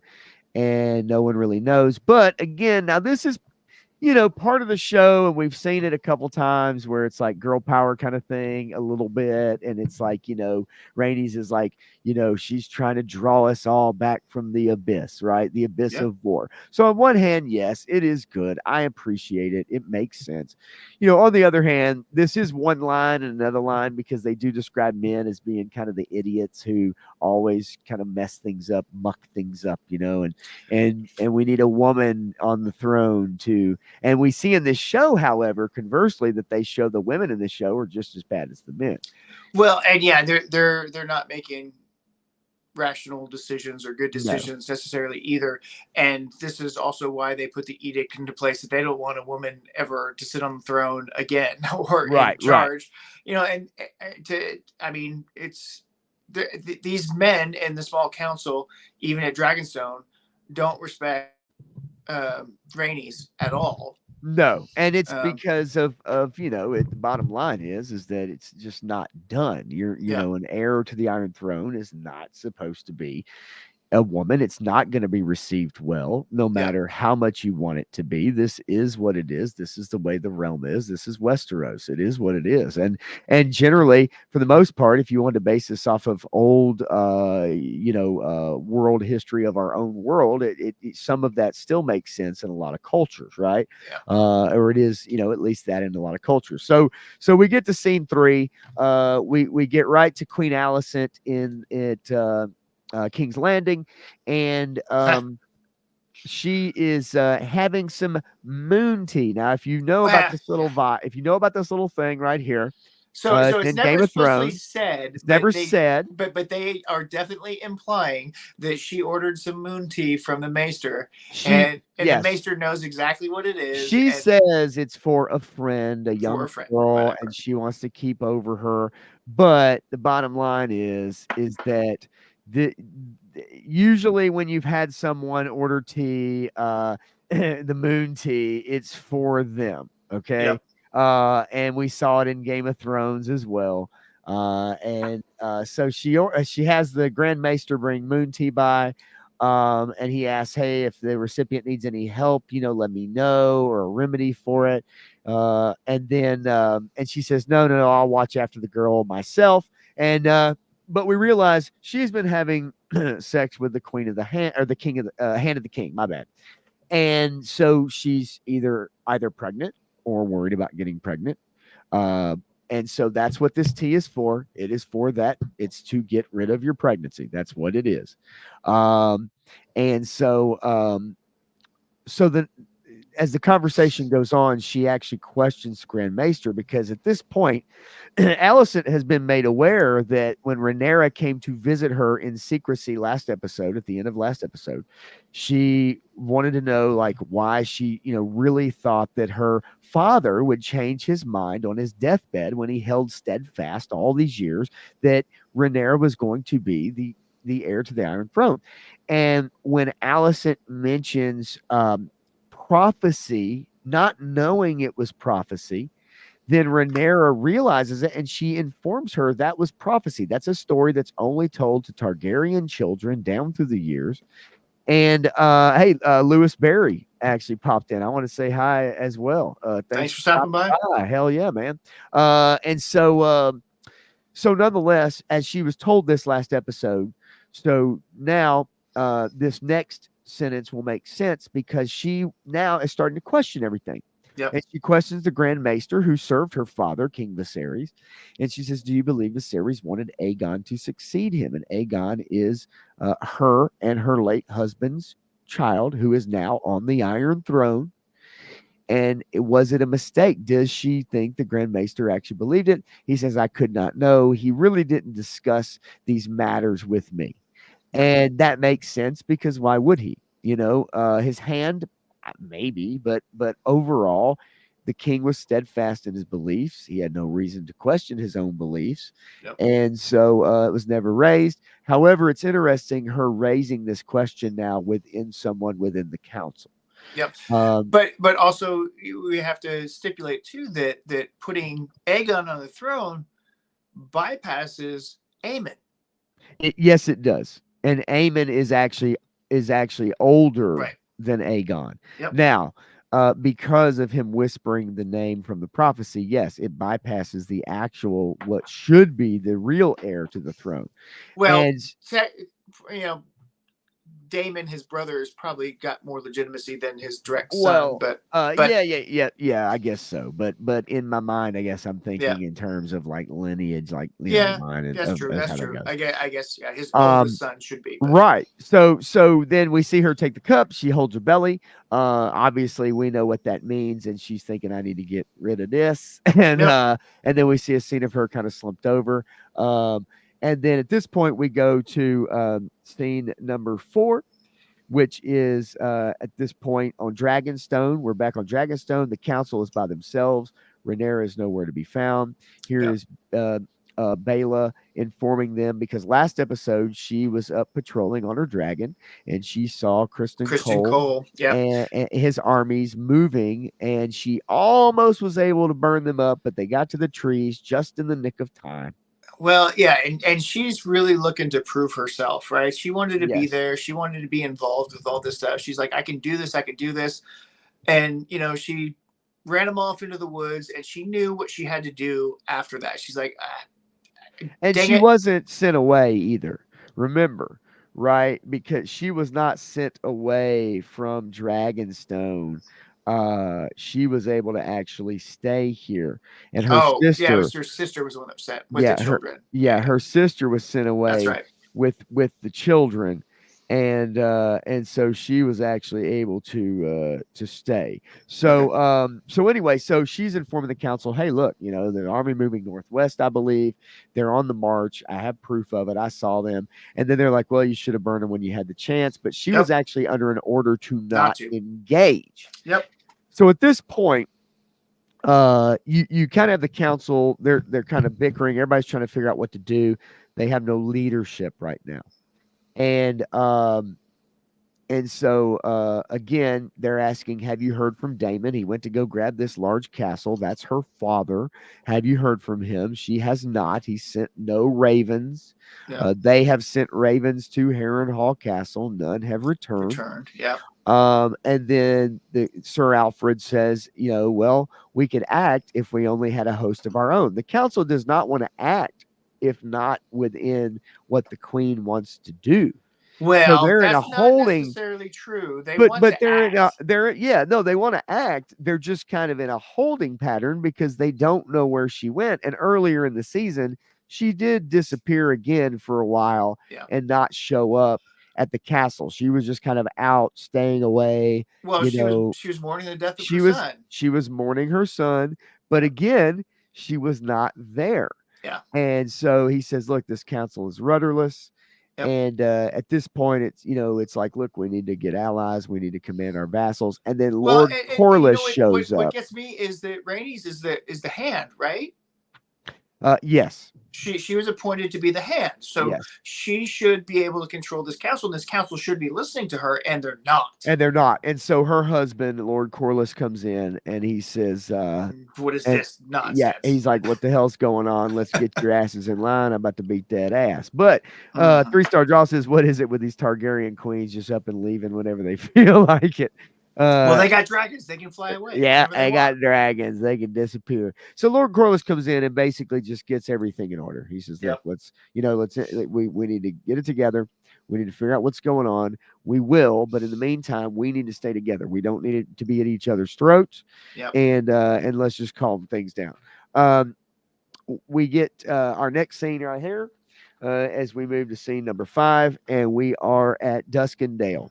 Duskendale is sacked. Now, at this point, Sir Criston Cole, the hand to the King Aegon, his armies have doubled now in size as he's had 2 banners fall. Yep. He is now attacking Duskendale, where Lord Darklyn resides. And Lord Darklyn is the father to one of the people on Rhaenyra's council. Yep. Okay. So they... No. Yeah, I'm pretty sure his father is there. That's the next location. That's why they're attacking that next one. Well, no, this is his father right here being put to the block. Oh, yeah, okay. Yeah. This is Lord Darklyn, and Sir Criston Cole puts him to the block because he will not bend the knee for Aegon the King. The whole point of attacking the Rook at the end was. Well, we'll get to Rook's Rest. Rook's Rest houses the father of one of the council members also as well. Yes. So okay. That's 2. Okay. Yes. Okay. Yeah, you are correct though. That is 2. There is another one as well. So they're kind of, they're going after smaller castles, but there's a reason why, and they're trying to really also if you see the map, it's on a trail, right? Yes. It's going right up the line there, and they're trying to control the sea, right? The pathway of resource distribution, right? Yes, absolutely. And now, mind you, again, most people think, oh, well, we need to take or a lot of people would think maybe we need to take Harrenhal, this large Right. castle. We got to have it. But instead, the strategy is a bit different. Now, they lead Lord Darkland to the block. He obviously says, "Is there no honor left in this world, Cole?" And he questions the fact that he's not fit for the white cloak. Yeah. And he is not fit for the white cloak. He is No, not fit for the absolutely Kingsguard. not. He doesn't abstain from sex. He doesn't uphold, any of the Kingsguard values. He uses treachery. He's done behind the scenes thing. He's done, a lot. He sent, one of his guys to his death on Dragonstone in an infiltration mission to try to kill the queen. Well, that wasn't it. That was more of he's trying to eliminate people that know his indiscretions. Well, yes, but twofold. He's still hoping that he can, but he's sending him on a suicide mission. Yes, either way, but yep. but nonetheless, he's still not upholding the white cloak, and so we see Sir Criston, and we see the head is gone. That's that. So Lord Darkland loses his life because he will not bend the knee. Wanted to talk about this beheading. I heard some people talking about it, and I commented, and everybody was like, "Yeah, you're right." But part of it is the sword that he used, and the part of the sword that he hit with, and all that. He would have to hack that head off about 3 times for it to come off. With the stroke that he made, that was a very poor stroke. And there was no spatter. It was very clean. Well, so to be fair, that's accurate.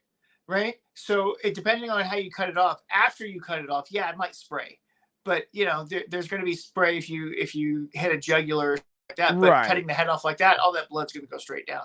But he did grab a cloth from somebody and wipe the blade before he resheathed it. That is, yes, absolutely, he did. As a matter of fact, and small details. Because as he does this, actually, his pin, yes, is not on him.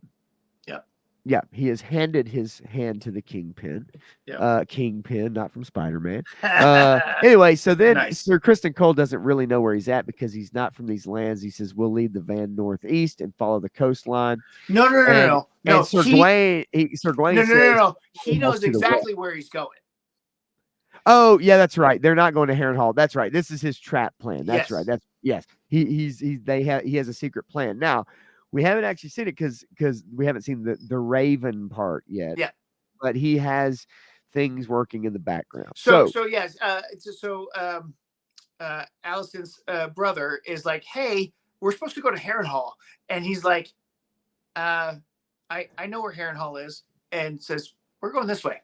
And you're right. You know what? I don't actually have the picture. But you are right because in my notes right here for this scene, it says Aemon sends a raven about laying a trap at Rook's Rest. Once it's taken, with 3 houses now behind their backs, it's going to be easy to take. And so he actually does. And that sparks a whole nother argument, and we'll kind of get there. Okay.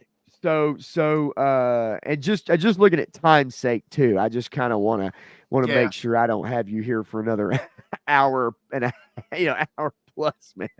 So kind of moving along here. Scene 6, we're at the Green Council meeting. Aegon is very upset because he tells his council that they bore him.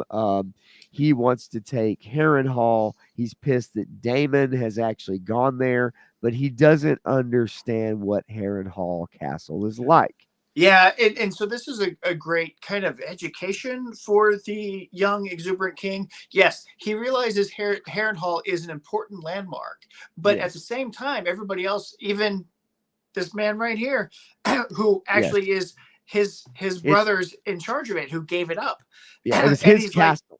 It's his castle, right? And it's like, it's a wreck. There's nothing there. There's no troops. There's no real strategic value other than its location. It's decrepit. It can't house troops. It can't support troops. It's kind of a wasted place to be, even though it's got a good name. It's worthless. So there's no point in keeping it. And of course, knowing this other location is a much better target. And yes, it's right across the bay, but we want to control the bay. Yes, and Laris even says right here, the castle is more crippled than I am, and he's a clubfoot. It's a dig Good old even Larry. at himself. Yeah, Larry, good old Larry. He's just, but it makes sense because he understands the issues with that castle. He understands the visions. He understands what it's built on. He understands that it's cursed. He understands that it's in disrepair. And so this meeting, also Larry says that he controls all the gold, so there's no money there. So even if Damon's trying to raise an army, he's got no money to work with there anyway. He can't control any money because usually when a castle is sacked, whenever a house goes down, whoever comes in and takes it takes all the money or the riches. They take control of it, and so it's theirs to be had, and there's nothing there for Damon. Larry already had absconded with all that. Correct. This is where the biggest own in all of television comes, in my opinion. Yes, and I've got several screenshots here to kind of go through it. So we're gonna kind of go through it here. So Aemon, the eldest son of Queen Alicent, the older son, and the older brother to the king Aegon. Is got a great strategic mind. He is really, and he has the best intentions for the house, right? Yes. He wants to protect the family. He was just humiliated by the young king and his entourage. The episode before, episode where he walks off stark nude, where we get to see full peen in view as he storms off naked through the whorehouse. But so he suffered a great indignity that he suffered with great poise, in my opinion. And now what he does here is his revenge. Well, part of it anyway.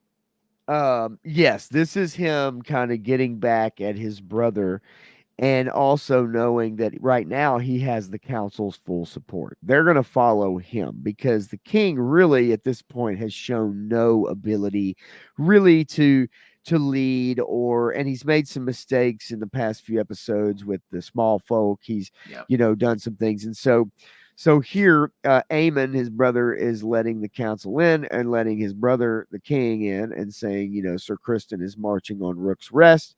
The king thinks it's a pathetic prize, which we've just kind of somewhat talked about. And Lord Staunton is on Rhaenyra's council. That is at Rook's Rest. That is the father, right, of one of the council members, or Lord Staunton. His father is at Rook's Rest. Yep. And so this is another, double whammy.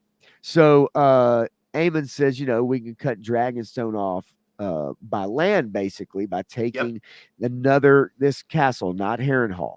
And then Aegon basically says, you're plotting without my authority. Now, what's interesting about that is we had an episode prior where old Larry puts it in the king's mind. Oh yeah, he's mother put two major suggestions into the king's head that has altered his decisions on purpose. So he replaced the hand, and he did not ride off on this dragon into battle. He changed his mind, and his sycophants agreed with him. Said, "Oh yeah, sounds like a great idea," because Larry, put those seeds in his mind. So Larry is very good at manipulating the king at this point, and the king made him his master of whisperers because of it. Yeah. Yes, made him because of it. So you've given him even more access, so to speak, and more power within the Red Keep. Now, at this point, Aemon starts to talk in Valyrian tongue to his brother, and this is awesome. Yes, and basically he embarrasses him. No, so I mean, he rattles off in Valyrian so much stuff really fast. Yes. And he's laying out his entire rationale for what he's doing and why he's doing it, and saying basically, are you going to challenge me on this?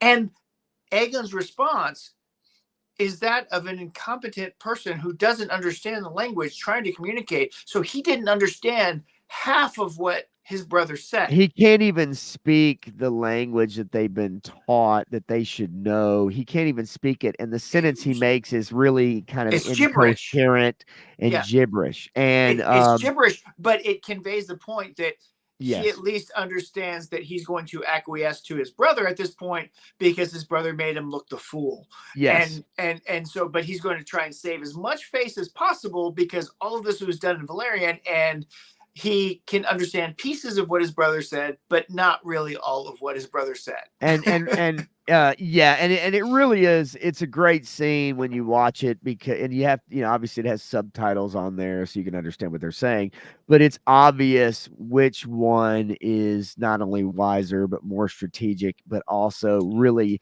knows what they're doing. And so You the know what the king, more interesting thing is to me? what's that? How many of the council members speak Valerian and are acting dumb right now? Well, that's, you know what? I actually, I don't know that I thought about that, but in the moment I was thinking, like, does anybody understand him right now? And if they Yes. don't, they're just sitting there listening to two brothers talking a language they don't know, but it's obvious from their body language because the king actually sits down. Yep.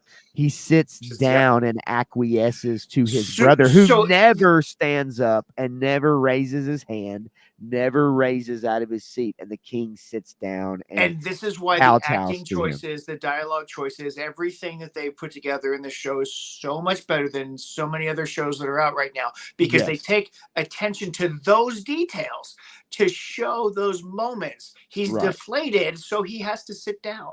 Right. Right? He's beaten and Now- he knows it. But the other side of the factor is anybody who knows Valerian would act as dumb as shit right now because they don't want to yes. admit it because they know that later on it could be to their advantage. And the only time that you would reveal it is right when you're ready to kill somebody and take all their power or destroy them or whatever. And all they have to say after that is Vala Magulus, and it's over. Right. Right. No, absolutely. I mean, and if I were on that council, you're right. You try not to react. You just pretend like you have no idea what they're talking about. Yep. But and so that way, yes, you could use that against them or to your advantage at some point in time. Now, real quick, I wanted to highlight this if I can. It kind of jumped on me real quick. The Vinci spotter said, I tired guy. I'm gonna guess that's I'm tired guys, I'll say. But I'll say I saw people on a video about the Battle of Rook's Rest animation by Unity 5 games, which was uploaded a month ago, and are saying that the animation is better than the actual show.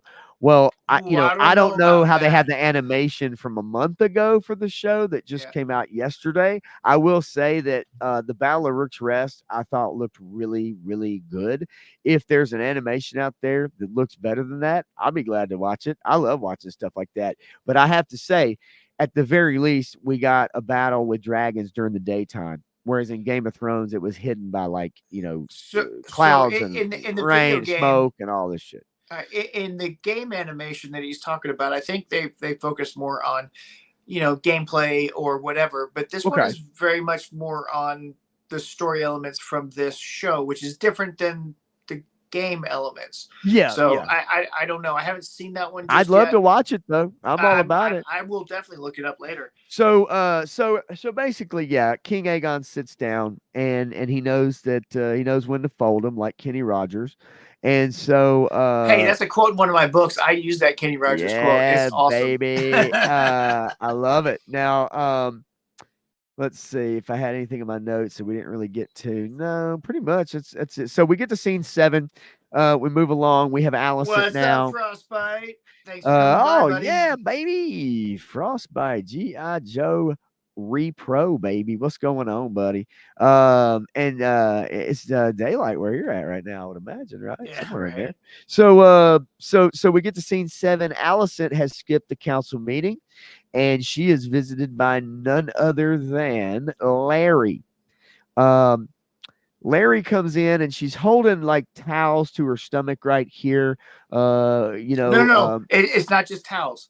They are hot stones from the fire. I figured it was something like a warm bottle or a warm something, right? Yep. And so she's holding this up against her stomach. Obviously, she's had bubble guts since she took the moon tea. She's had the grumble duffs. Yeah, the grumble duffs, exactly. She's had the grumble duffs.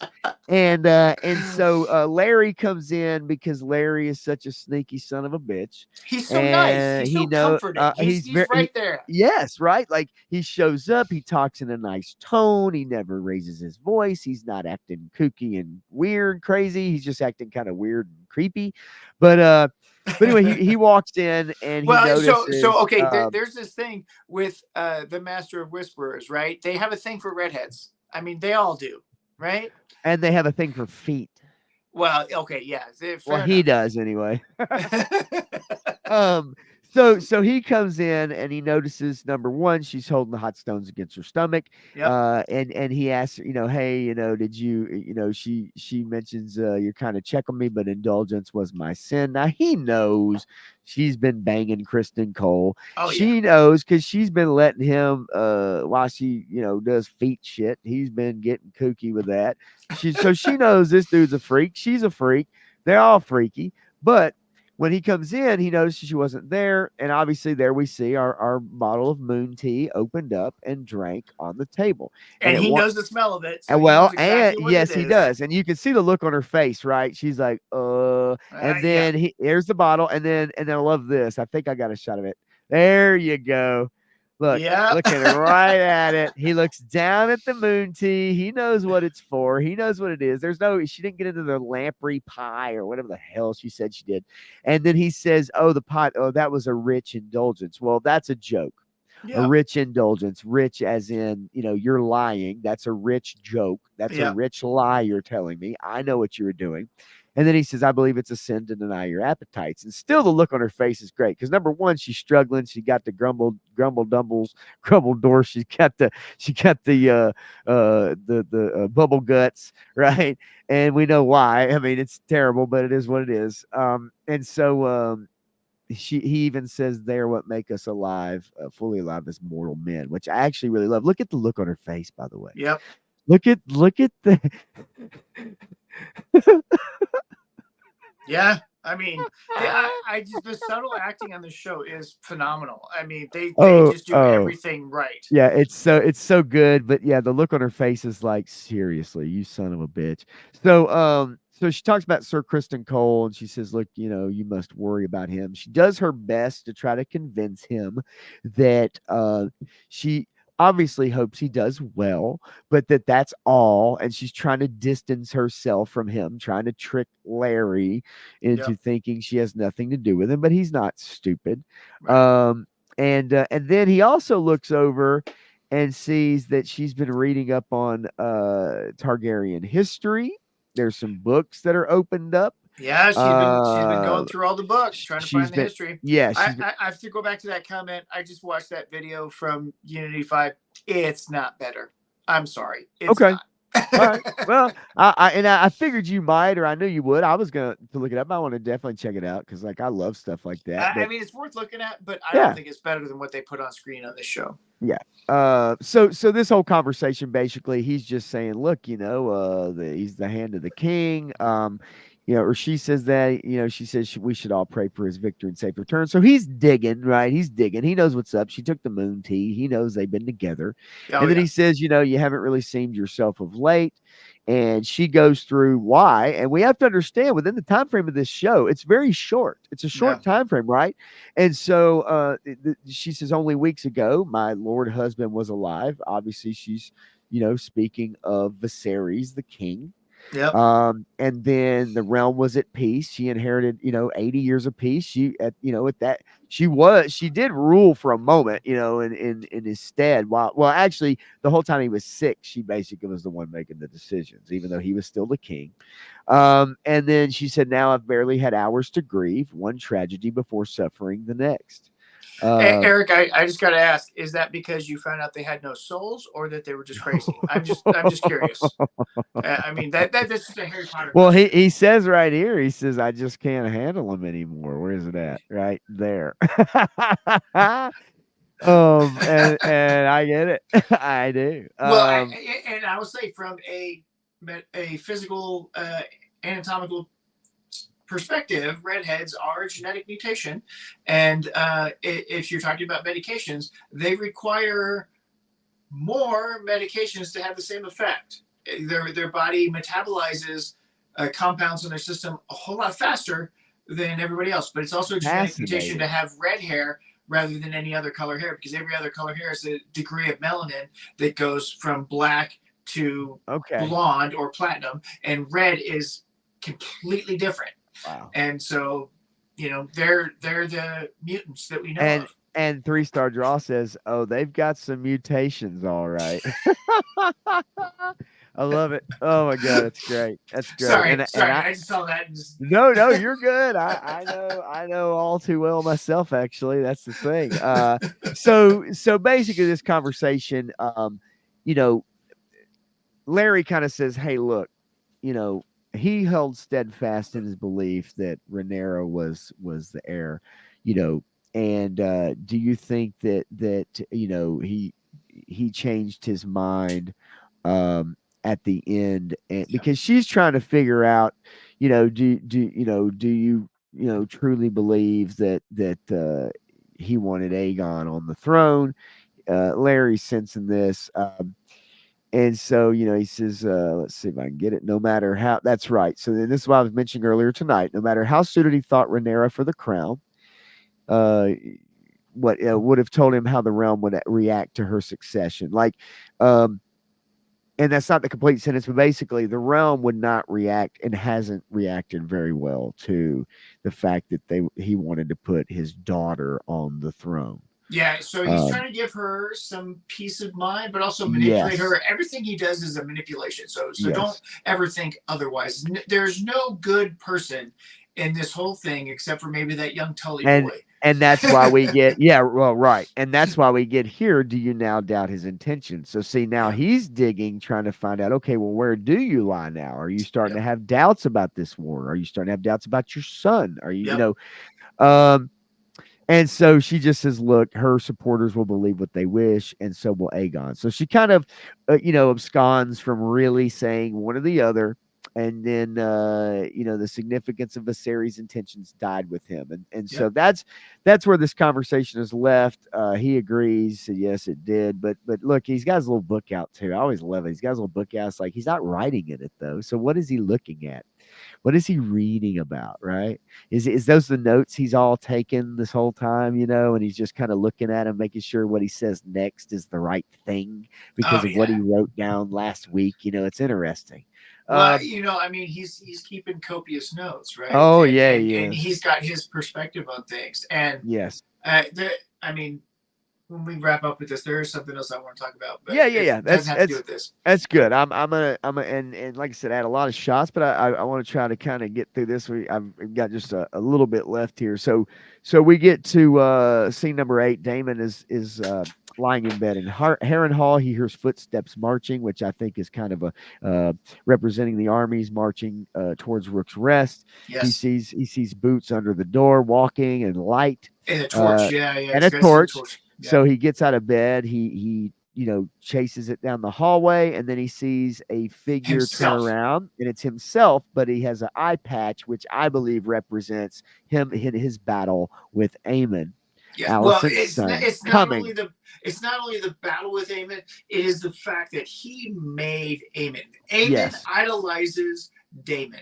yes, Aemon tried to be Daemon in every way possible, but he was trying to be the best part of Daemon, and so Daemon finally, on some level, I think recognizes this, that his nephew, has some affinity to him, but at the same time, he's on the other side of the battle now, yes. and he will turn into Daemon at some point, right? Yes, and again, I feel like the foreshadowing of Yes. what's coming up here. Well, and So and and so this show's done a great job of setting some things up that in the books are different, but in here they're definitely setting up Aemon for a certain trajectory that he's going to go on, and I really appreciate that. I actually think it's a great choice because the actors that they got and the way that they're presenting the story. This story is really engaging.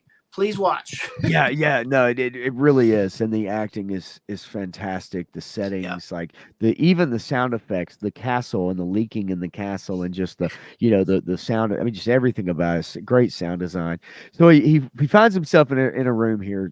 Damon finds himself in a room, Yep. and we have who is Alice Alice Rivers. Rivers, Alice, Alice Rivers, Alice Rivers, Alice Rivers, who's been around for 100 years or so yes, already. and Alice has basically taken over for the maester that used to be at this castle because the previous maester kind of disappeared in the middle of the night, as she says.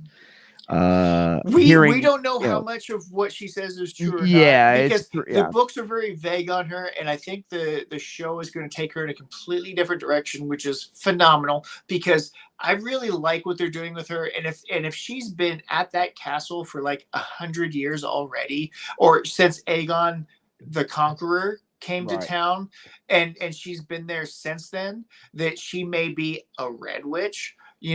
She may be one of Melisandre's ilk That's and true. manipulating things from a feminine or the fire side of things versus the ice side of things. And so there's a lot of stuff going on here with what she's doing and what she has done to Damon to open his mind to all of these other possibilities.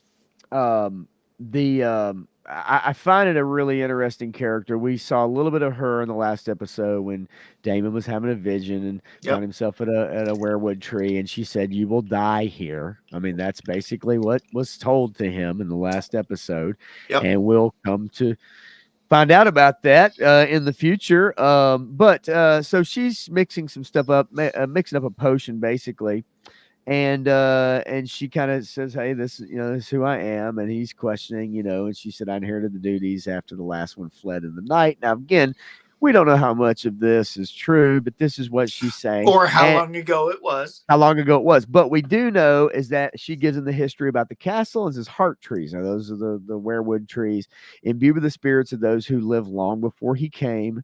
Uh, have you experienced anything of note? Which Well, he so she mentions has. that the bed that he's sleeping Well, in is yes, made from one of those. it's made from a werewood tree, which obviously is he's going to have visions if you're sleeping in a bed made from a werewood tree. It's just that's what's going to happen, Oh yeah. especially in a place that's built on an old forest that was once full of werewood trees. Yep. And then she's questioning his motives, or questioning why he's here. You came here alone to claim the castle. You send no ravens back. Do you plan to make your own claim for the Iron Throne now? Yeah. What So this what is the question. what is your intention? I do love the fact here, and I don't know that if this means anything, but you see how she's holding her stomach. Yep. I noticed that like when I was watching on replay, and I was like, Yeah. I mean, that has she intentional? manipulated him that much? Right. Is that intentional? Like she's, make your own claim and she's got her hand on her stomach. It doesn't Well, look like okay. or is So, she wiping an apron, so to speak, right? I mean, think about Melisandre. If she is related to that line Oh yeah.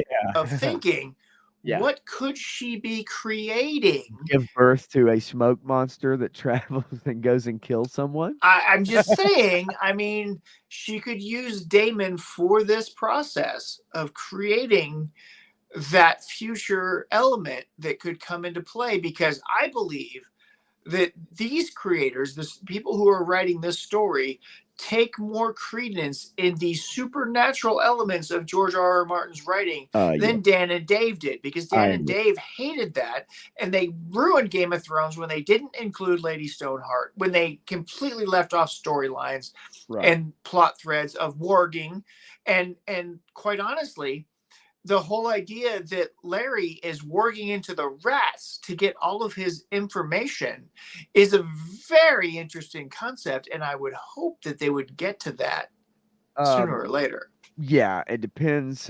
Yeah, I mean, we'll see. All you can do is hope, right? We Yeah, know yeah, what yeah. happened with the last show. We'll see. I think these people are taking more credence in the supernatural aspects of it because I think they appreciate it more.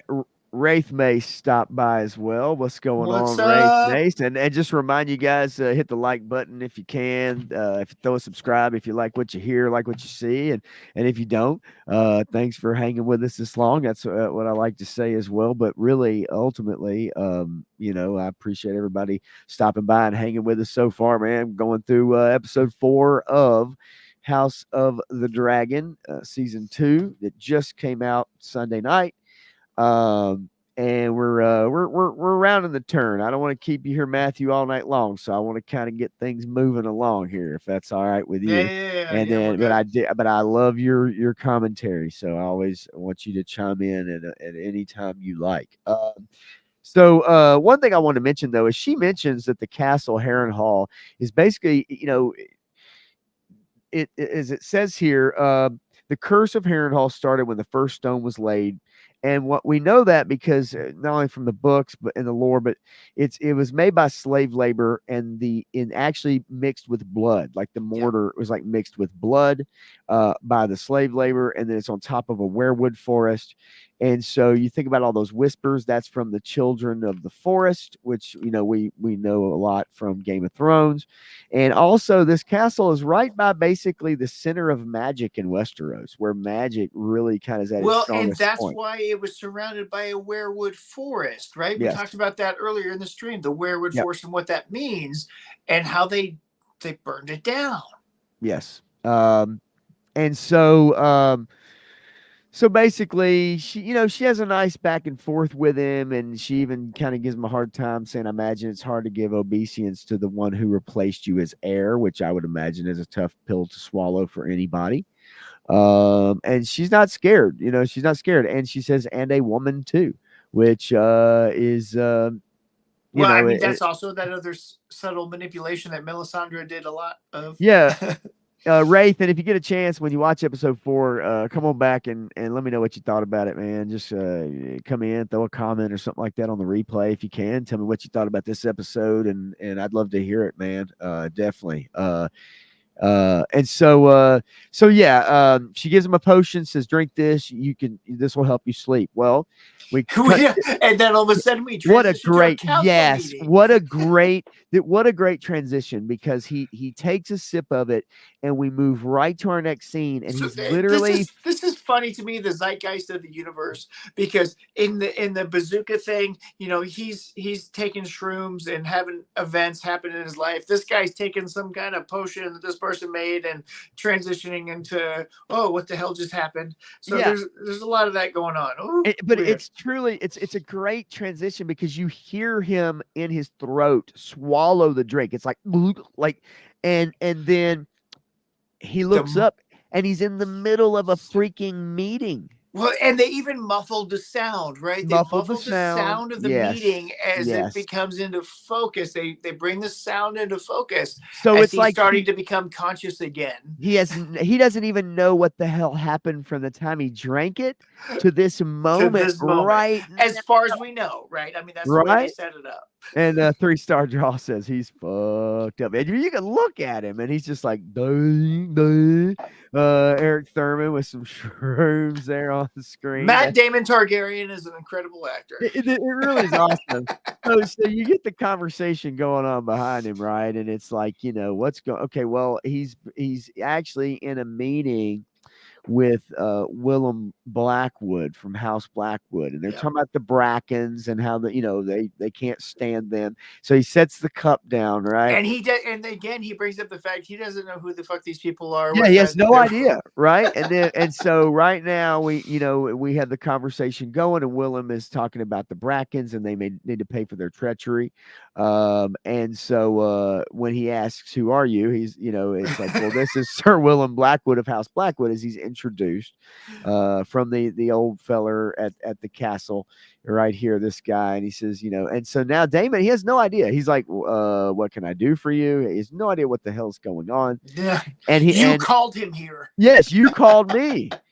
Willem Blackwood is like, you're the one who summoned me. To go back to my point earlier, Daemon Targaryen was involved in that battle, right? And so, yes. In the books, in the TV show, he wasn't. So, yes. So they're playing off this, but also in the fact that even if he was involved with that battle, coming back and saying, "Who the fuck are you?" It's like, I don't really care. You're just some petty low level house. I really don't care who you are. Yeah, no, exactly. And what Willem tells him is he's like, look, I actually once vied for Queen Rhaenyra's hand.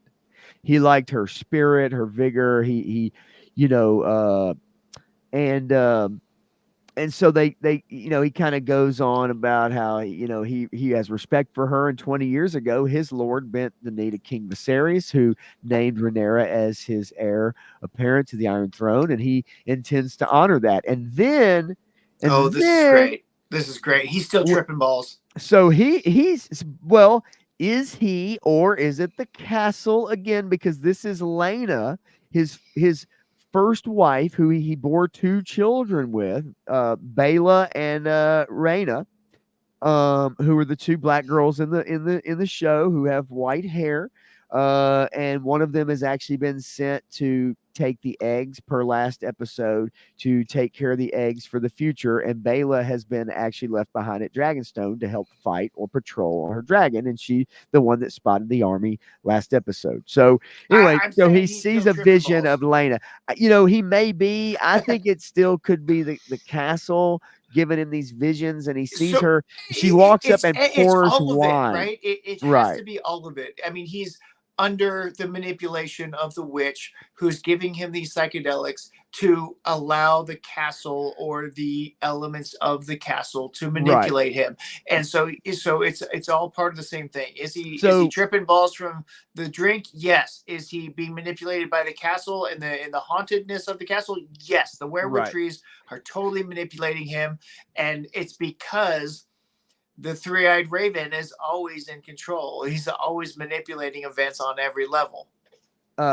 Yes, and you go from this to well, that's not who I thought. That's not who I thought. Yowzers. Nice hat too, honey. Anyway. So he's like, okay, what's really going on here? And so they're, obviously trying to get his attention. And so Sir Blackwood says, look, as long as you burn the Blackens, you can have our armies. We are yours. Just do us a favor and burn the shit out of them. That's what we ask you to do. And if you do that, then you've got ours. Okay. So we cut back to the Green Council. They're having a meeting. You can see Aegon the King is really stewing. He is not really listening. But what he is listening to is he's hearing all the praise being reaped upon Sir Criston Cole, which is he actually promoted to hand himself. Yep. But they're calling him the Kingmaker because he's taken down house after house. They're marching on Rook's Rest. Well, okay, so it's not even that. I mean, he is the reason that people are following the Greens. Is because Criston Cole supported Aegon, and he made him the king in the small folks, right? In the council, in the lesser houses, right? So his support was like, oh, Criston Cole supporting us. Okay, we're gonna go this way. And so he's the kingmaker on a couple different levels. It's not just his conquest that he's currently doing. But at the same token, right? Like, obviously there's war heroes, but I think Aegon here is like, look, I'm not getting any credit.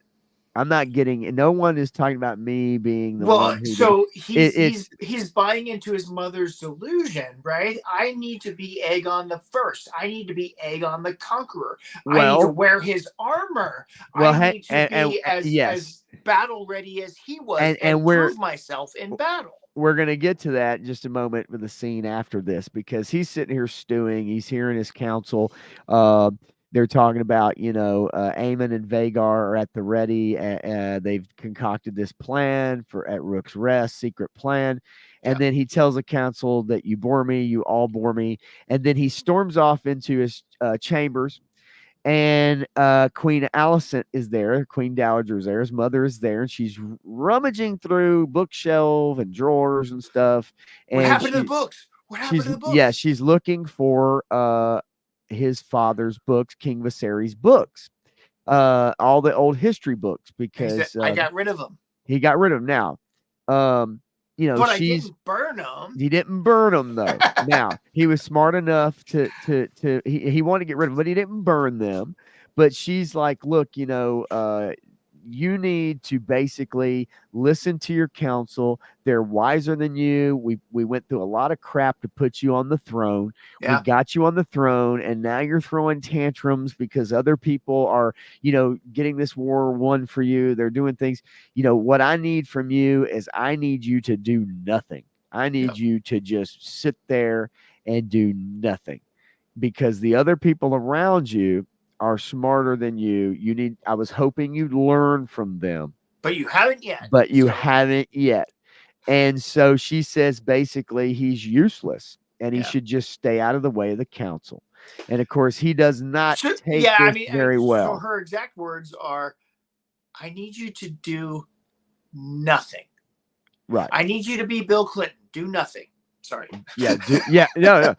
Do nothing. You know, he tries to argue, you know, but I'm the king. They should, you know, and she's like, you know, look, it's things are getting done around you. Just do nothing. Don't do anything at all. Yeah. And she, in this line I love where she says, do you think simply wearing the crown imbues you with wisdom? Which I think is a great line because there's probably been so many people throughout history of our world who think once they put that crown on their head, they're the smartest person in the room. I mean, it goes back to officers and enlisted, right?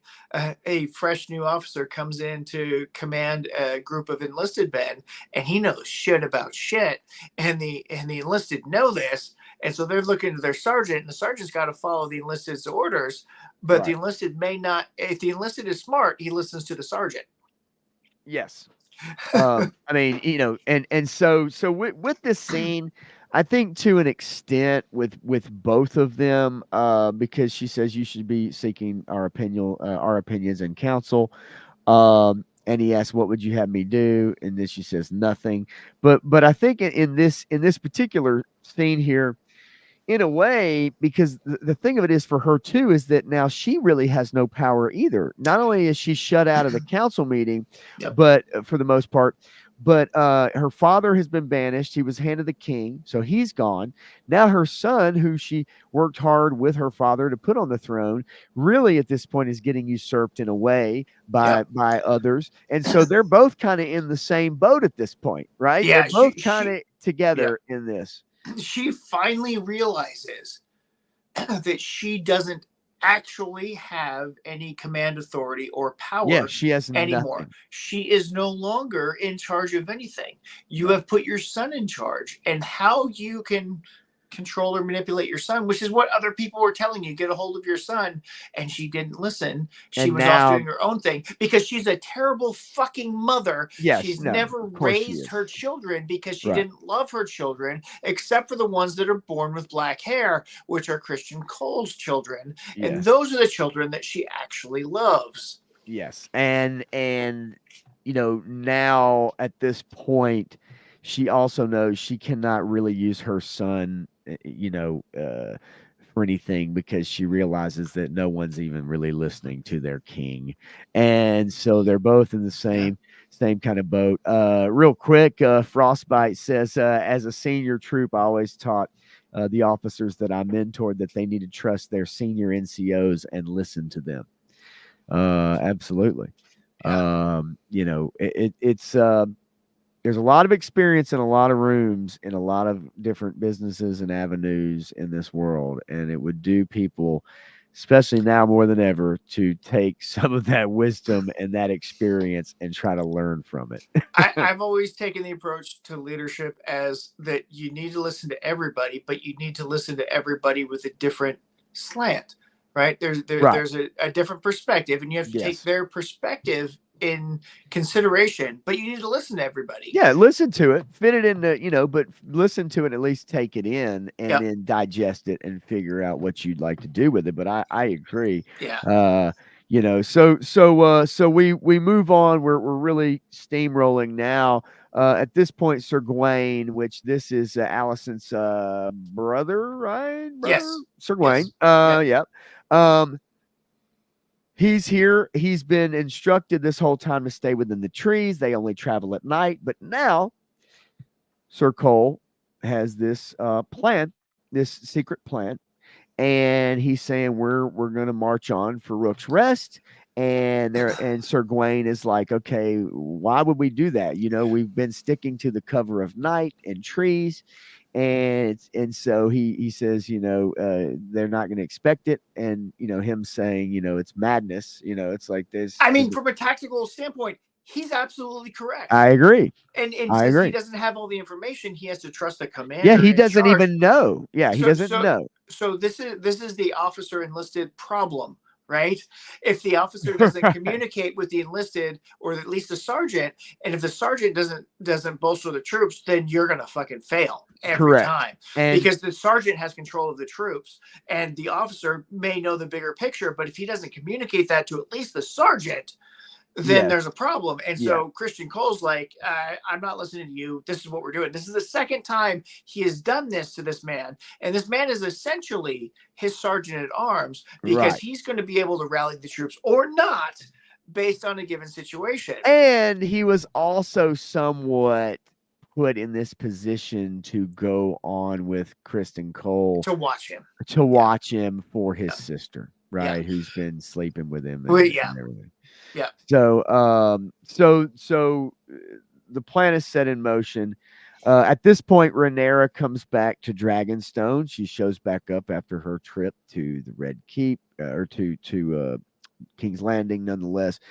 And now, you know, she walks in and she's informed of everything that's happened so far, that there's now 3 banners flying under the Green's banner with Sir Kristen Cole, and they're marching on Rook's Rest. You know, this is the man right here whose father was Lord Darkland, who got beheaded earlier. His father. So now we have 2 council members who have lost family members. No, not yet. Yeah, I thought it was. No. Oh, that's right. That's right. Okay. Yeah, Sorry. All right. So anyway, so this is Rhaenyra's son right here, Jace. They are asking, where have you been? Of course, she finally tells them, I went to King's Landing. They all think she's crazy. What are you doing? But she wanted to at least give it a college try. She said, I inherited 80 years of peace and from my father, and I didn't want to at least try and go and talk to someone who was my friend, and you know, that I've known for a long time, and at least try it, you know, one time. Now, is it a stupid plan? Yes, it is. Does it make any sense? No, it doesn't. But within the writing of the show, it's trying to maybe tug at people's heartstrings or kind of give that extra little added dimension. I get it, but yeah, it's a really stupid plan. And you're gonna have to excuse me for just a minute. All right.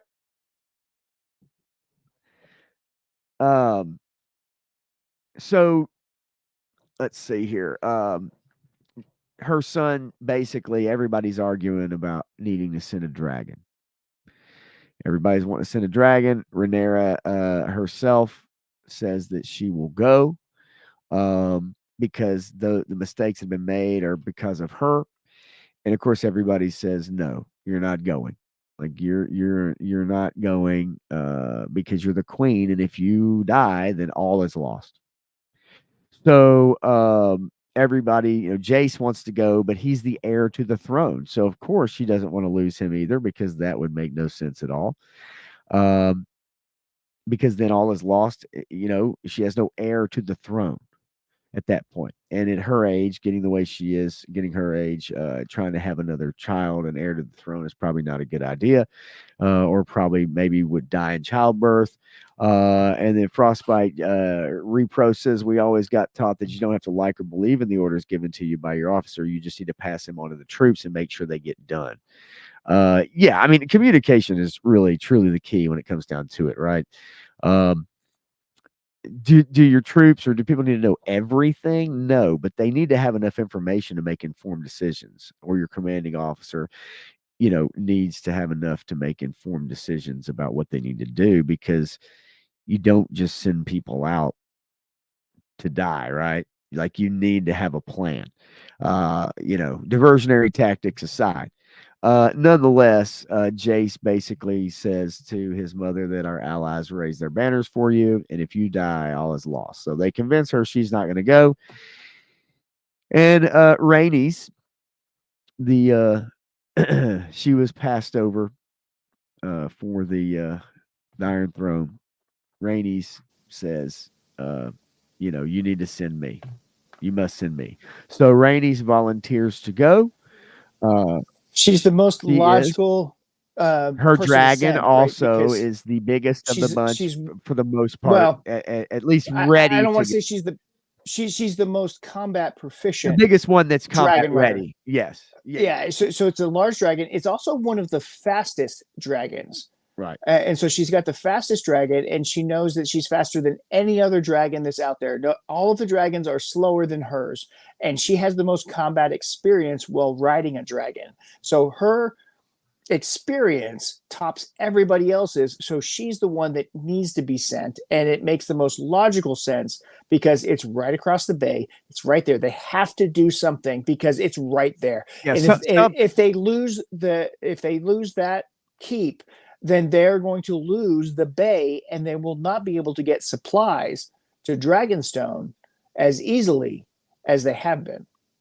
And also, this whole time, haven't they been repairing like Lord Corliss's ship, like getting it ready, getting it battle ready again because it was so destroyed, or getting ships ready, right? Yeah. So they've been bolstering his fleet. Yes. Yeah. Okay. So nonetheless, Rhaenys is gonna head out. She's the one that volunteers. So we get kind of a montage scene of her walking to her dragon, which I've got some shots of. But in the meantime, we get a scene of Aegon.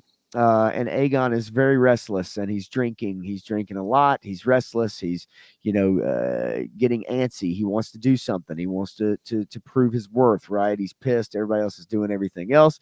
Here we have Rhaenys walking to her dragon, and at this point, we get Queen Rhaenyra sit down her son Jace and tell him basically the prophecy and the song of ice and fire. And she because this is what Targaryens do with their children at a certain age. So she sits down and she tells him about the secret that her father told her when he named her successor. She says, "I should have told you when you first became heir to the throne."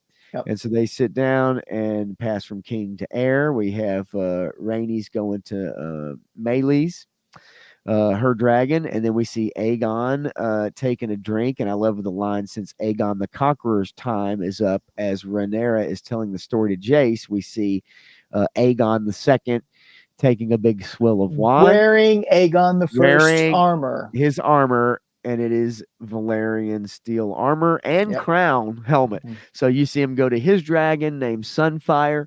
So now we see two people getting prepared for battle. And then Rhaenyra tells her son Jace, "I've never told you this prophecy because I was unsure that I believed it myself until now. But the Targaryen who sits the Iron Throne is not just a king or a queen. They are a protector." And so we see our two dragon riders, and in Valyrian we see Rhaenys say, "We're off to battle again, old girl."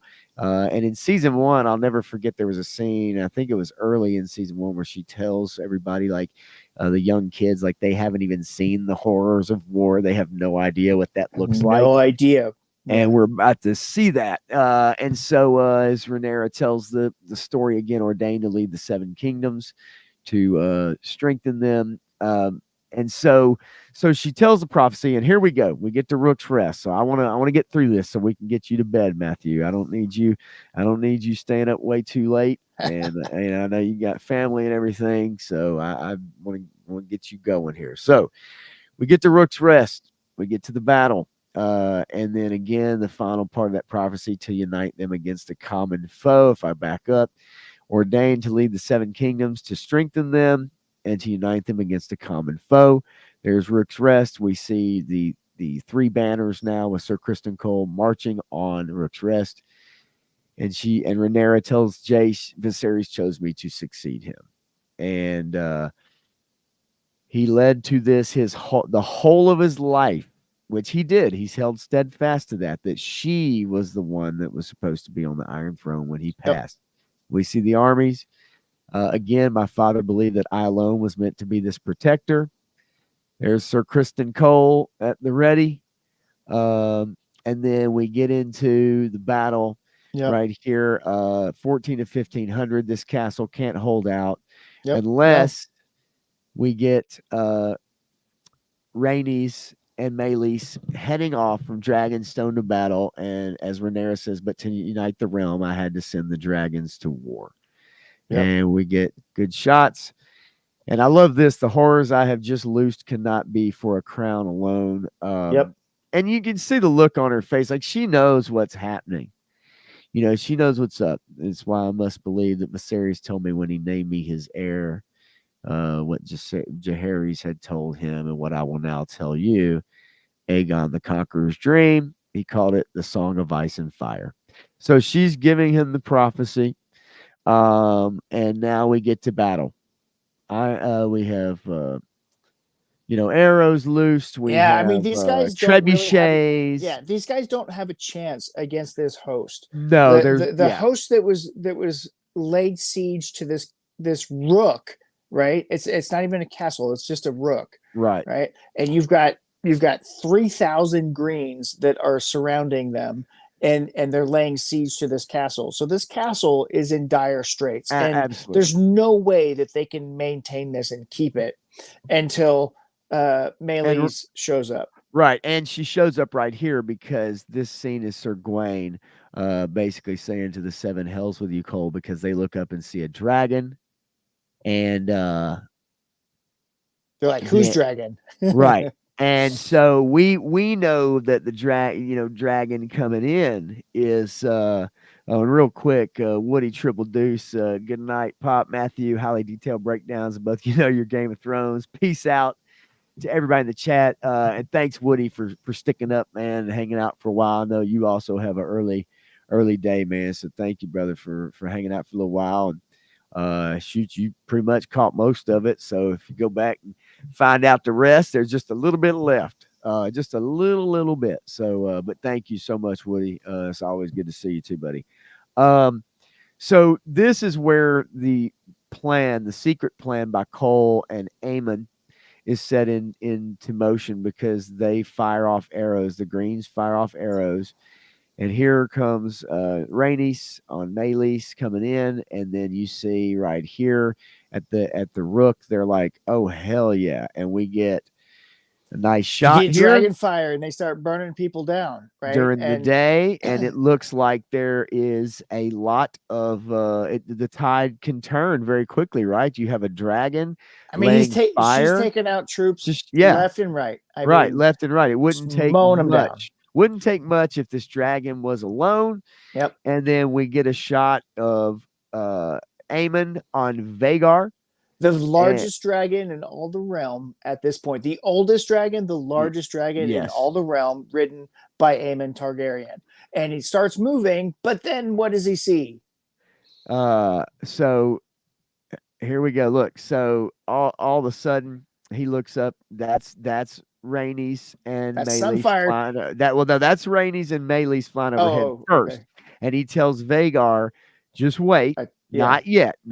Okay. So he wants her to think she's in the clear. And I love this shot because Vhagar goes back down and he blows out his nostrils because he's like, so I thought that was because they blew the horn and he was supposed to attack. I thought that was Aegon and Sunfire because that's why he said, "Oh, not," because he recognized the dragon and said, "Oh, I'm going to see what this little punk ass is going to do." It may have been. I thought he saw him in another scene, but you may be right going overhead because that dragon didn't look red to me. I mean, looking at it from like this scene right there, it's right there, hard to tell.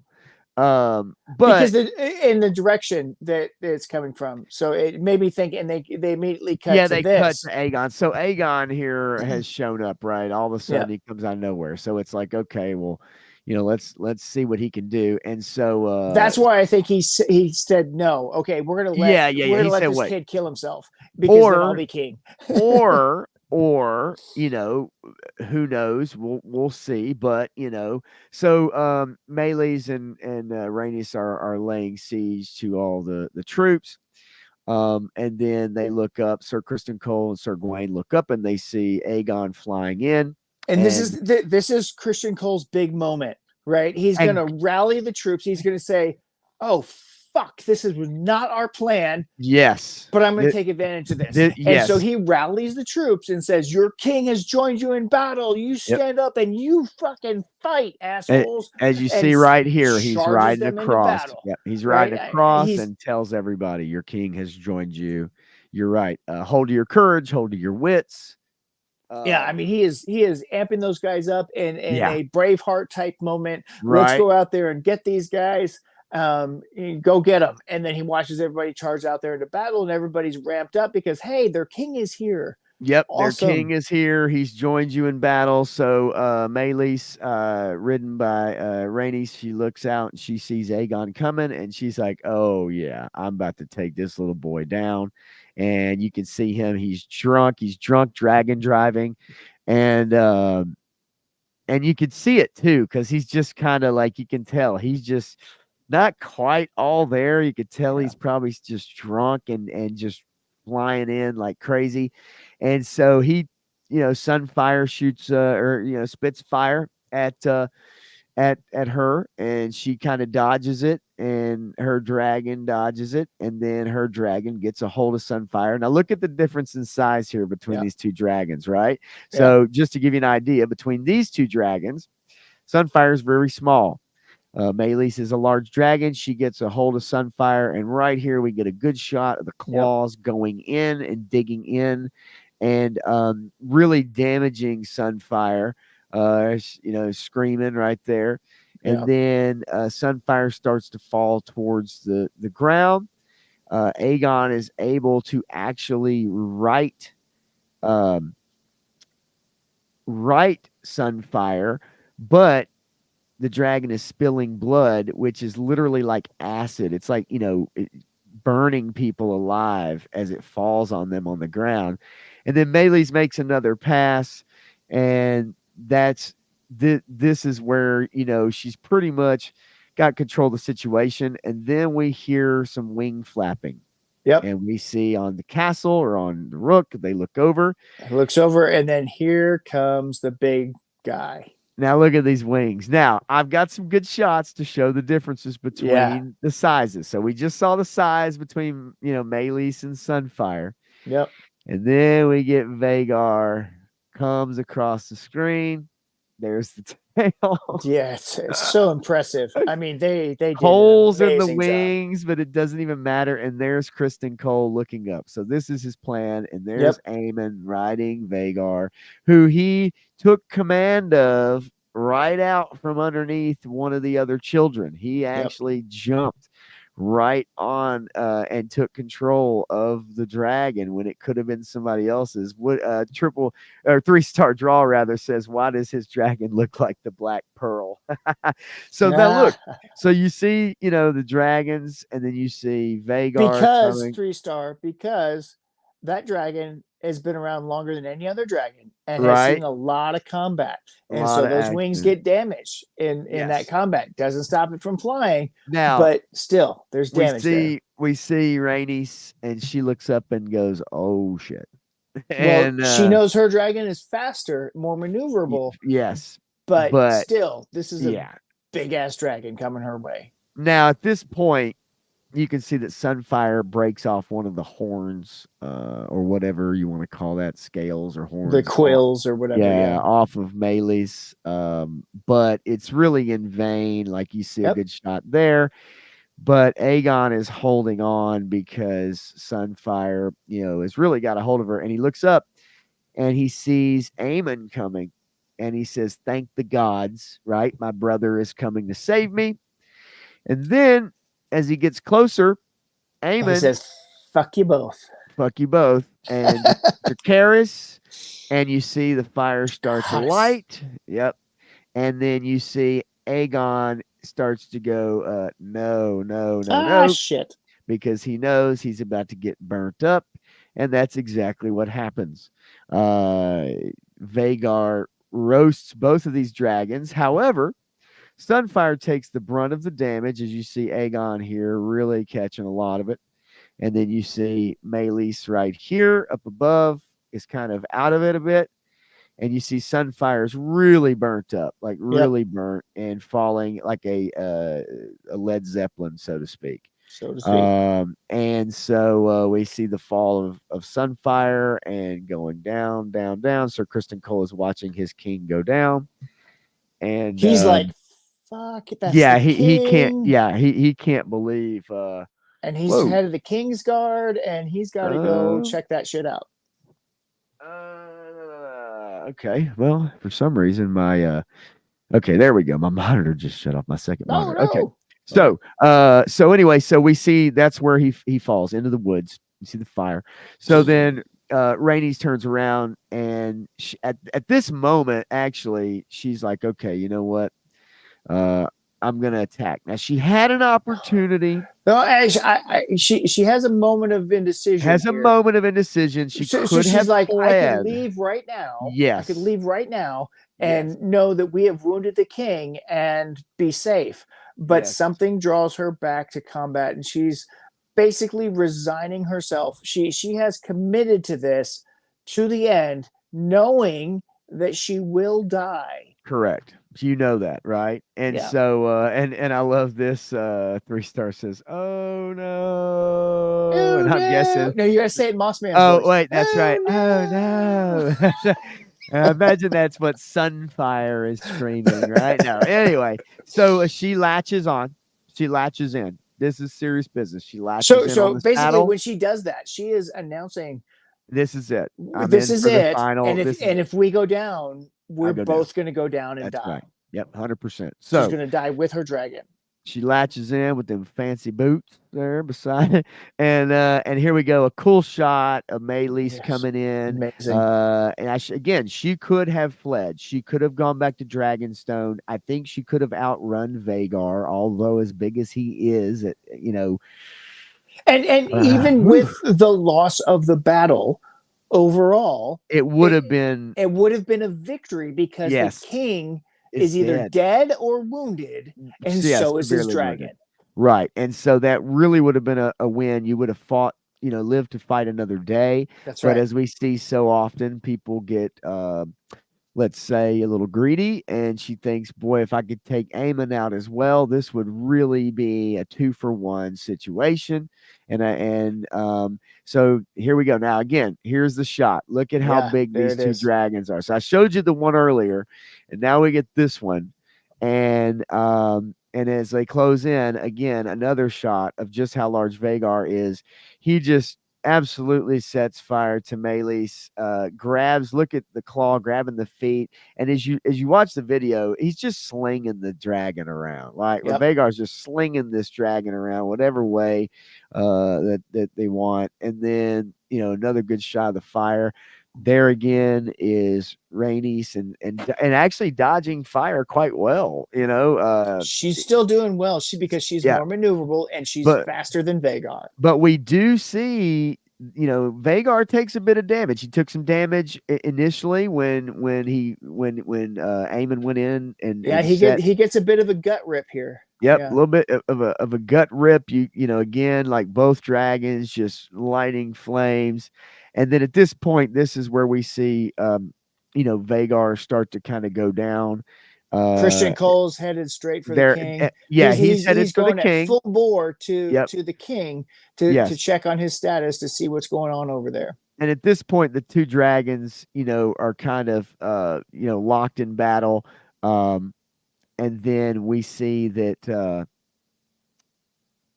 Cole gets knocked out as he's riding. He gets knocked out. They did something really interesting here, and I don't like it, but I like it at the same time.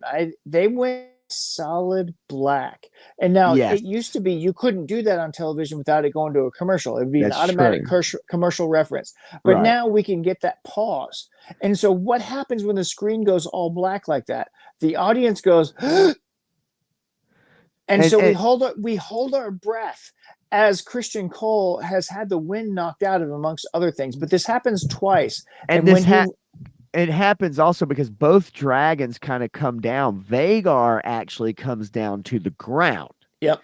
and takes out many men, Mhm. trebuchets or whatever, like other, instruments of Ballistas, war, trebuchets, ballistas, yeah. right? And then you see Cole go down here, and you're right. This scene, it's unusual, but they do go black. So he's knocked out right here. And they go black, which I did not record that. But as we see Vagar regaining his footing and running, you have troops running alongside, and they're getting crushed Crushed. as he's stepping on them, getting his footing. This thing is so large. You see Yeah. Aemon up there on top, and then here's a good shot right there with the foot Yep. coming down. I wanted to get that shot.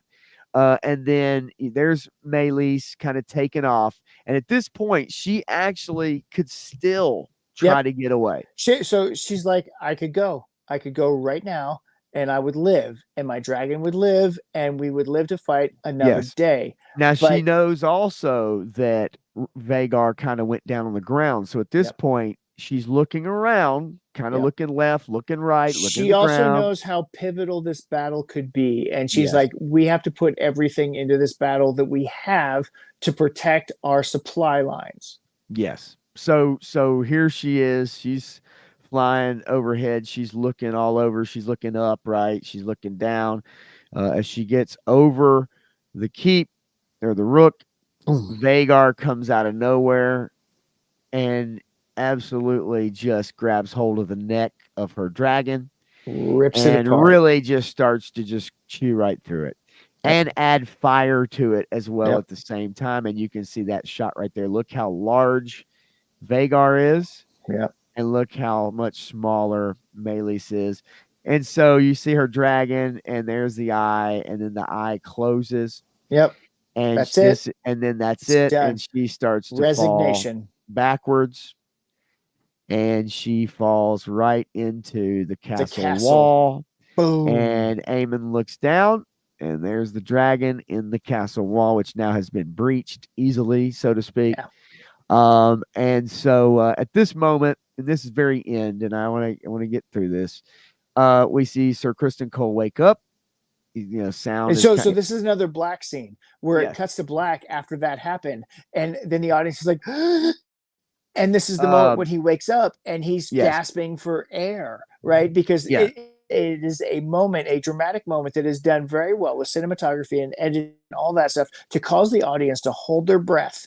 And then when they breathe in is when the scene comes back and Criston Cole wakes up and starts inhaling again as he's had the wind knocked out of him from being unconscious. He's like, and so everybody's like, what's going to happen next? And so this is first really thing he well sees, done television. It really was done very well, especially that moment. And then you get the finish of the fight, and then we cut right to him waking up after Aemon's looking down. He knows what he's just done. He knows how important that was that he took out this dragon. He knows how important it was for him that he took out his brother. He is now the king at this point, as long as his brother has passed. Now, and his unicorn's dead.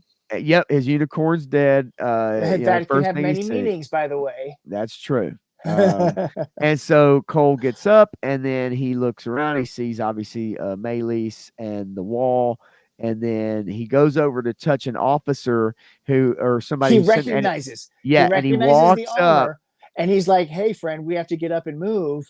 And it falls apart. He's ash. Yep, skeleton. I thought that was a really cool shot. It falls apart, but then we get the scene right here, and Cole realizes he needs to go find the king. He recognizes where the spot he was going to originally. And when he gets there, we see Aemon walking up with his sword drawn. Now, a shot that I did take that I did not get, it wouldn't process for me. It actually deleted itself for some reason. When Cole walks up, Aemon has his sword out. And so he's thinking, what is he doing? Why does he walk up there with his sword? Before this shot here, and there is the knife. Okay, that's the dagger. That's the dagger with the prophecy on it. The dagger of unknown origin that sneaks into Game of Thrones. So before this scene, right before this shot, Aemon looks back and then sheathes his sword. Well, Christian Cole calls out to him. Yes, he calls and out he to him, sheathes and his he sword when sheathes he his sword realizes that somebody's he's being watching. watched. Yes. Yeah. And then Cole is, where's his grace? And then they look over and they see there's his grace. Now, Sunfire's still alive. Sunfire is actually still breathing and moving in this moment, just badly burned and out of the battle, out of the war for the rest of it. Yeah. But obviously the king at this moment appears to be deader than a doornail. We have no idea the status Now, of the king. The difference in the books, there's a difference in the books. This plays out a bit differently than the books do with the king. But nonetheless, this is how our episode basically goes. We get the king, and he's laying there with this dragon around him, and another kind of close up, and then we get a picture of Cole, and then a picture of him and Aemon, and Aemon walks away, and that's it.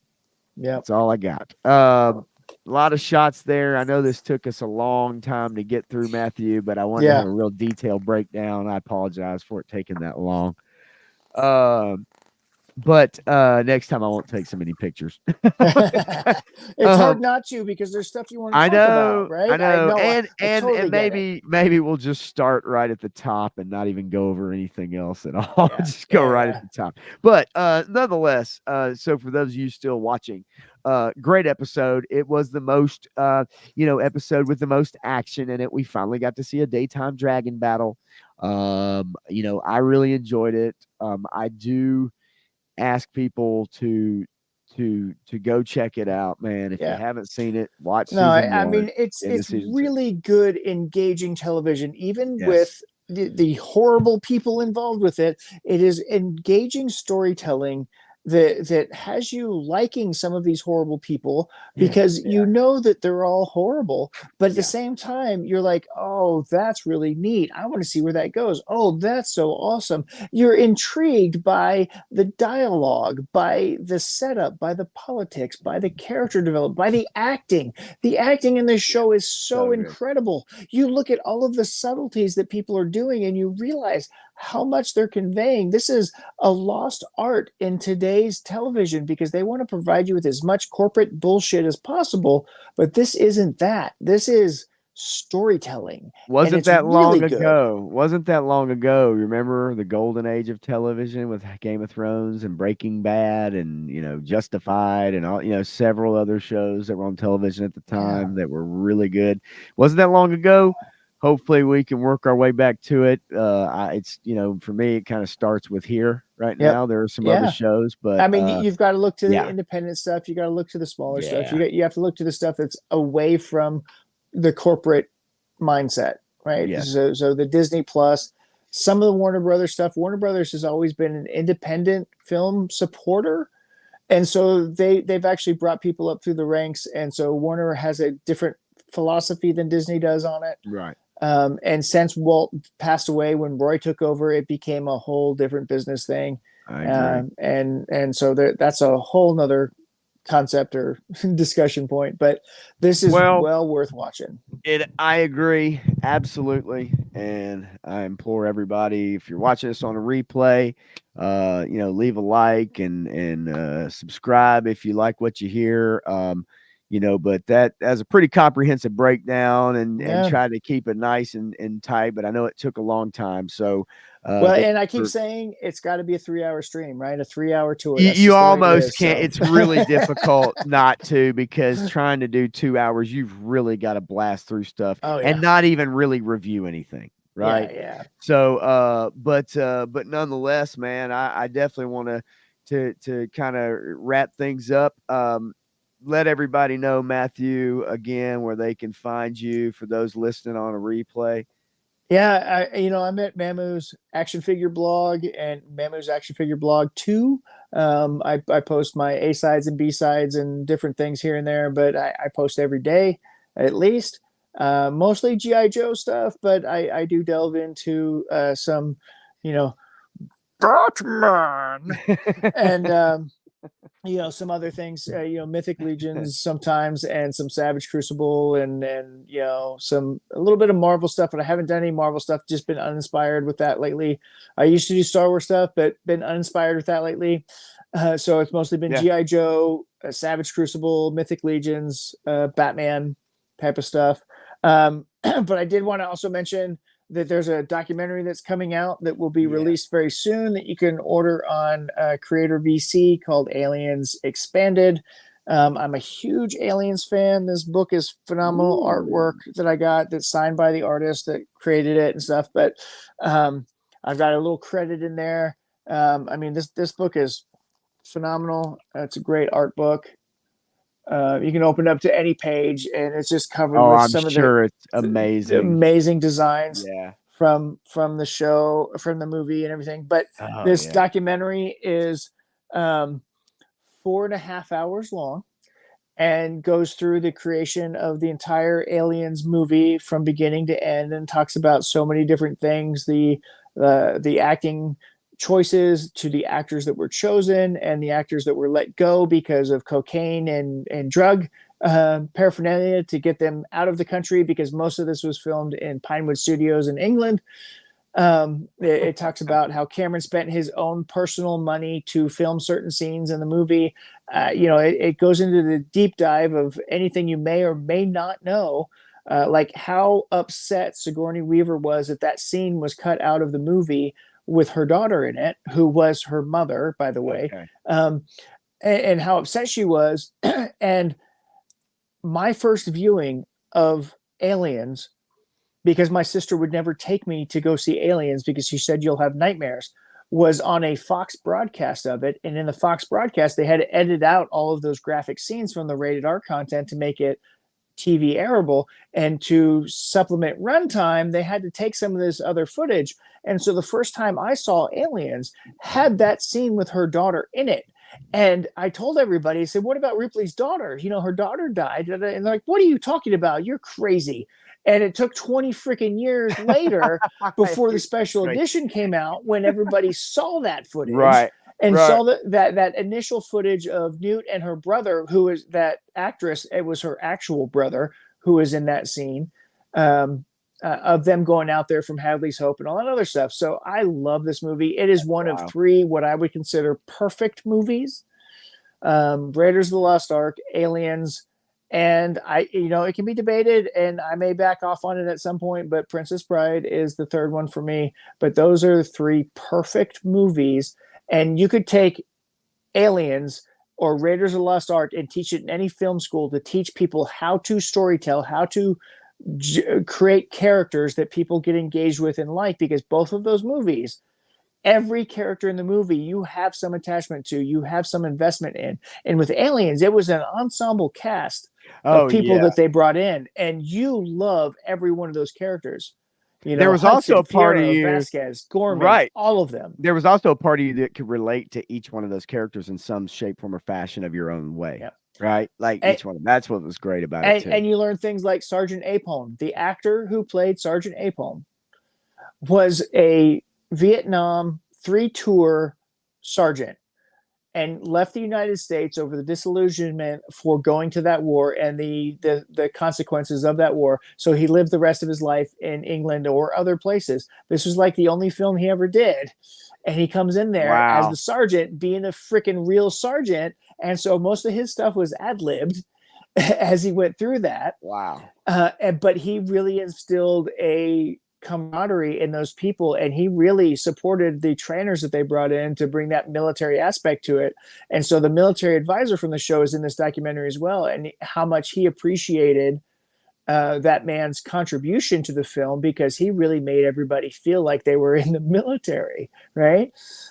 So there's so many deep dives into that, and it's such a great movie. I highly recommend that. You can see it on Creator VC when it's released. You can pre-order physical copies. The digital copy you may be able to download now, because I got as of this week, I think they're actually starting to release that to the public.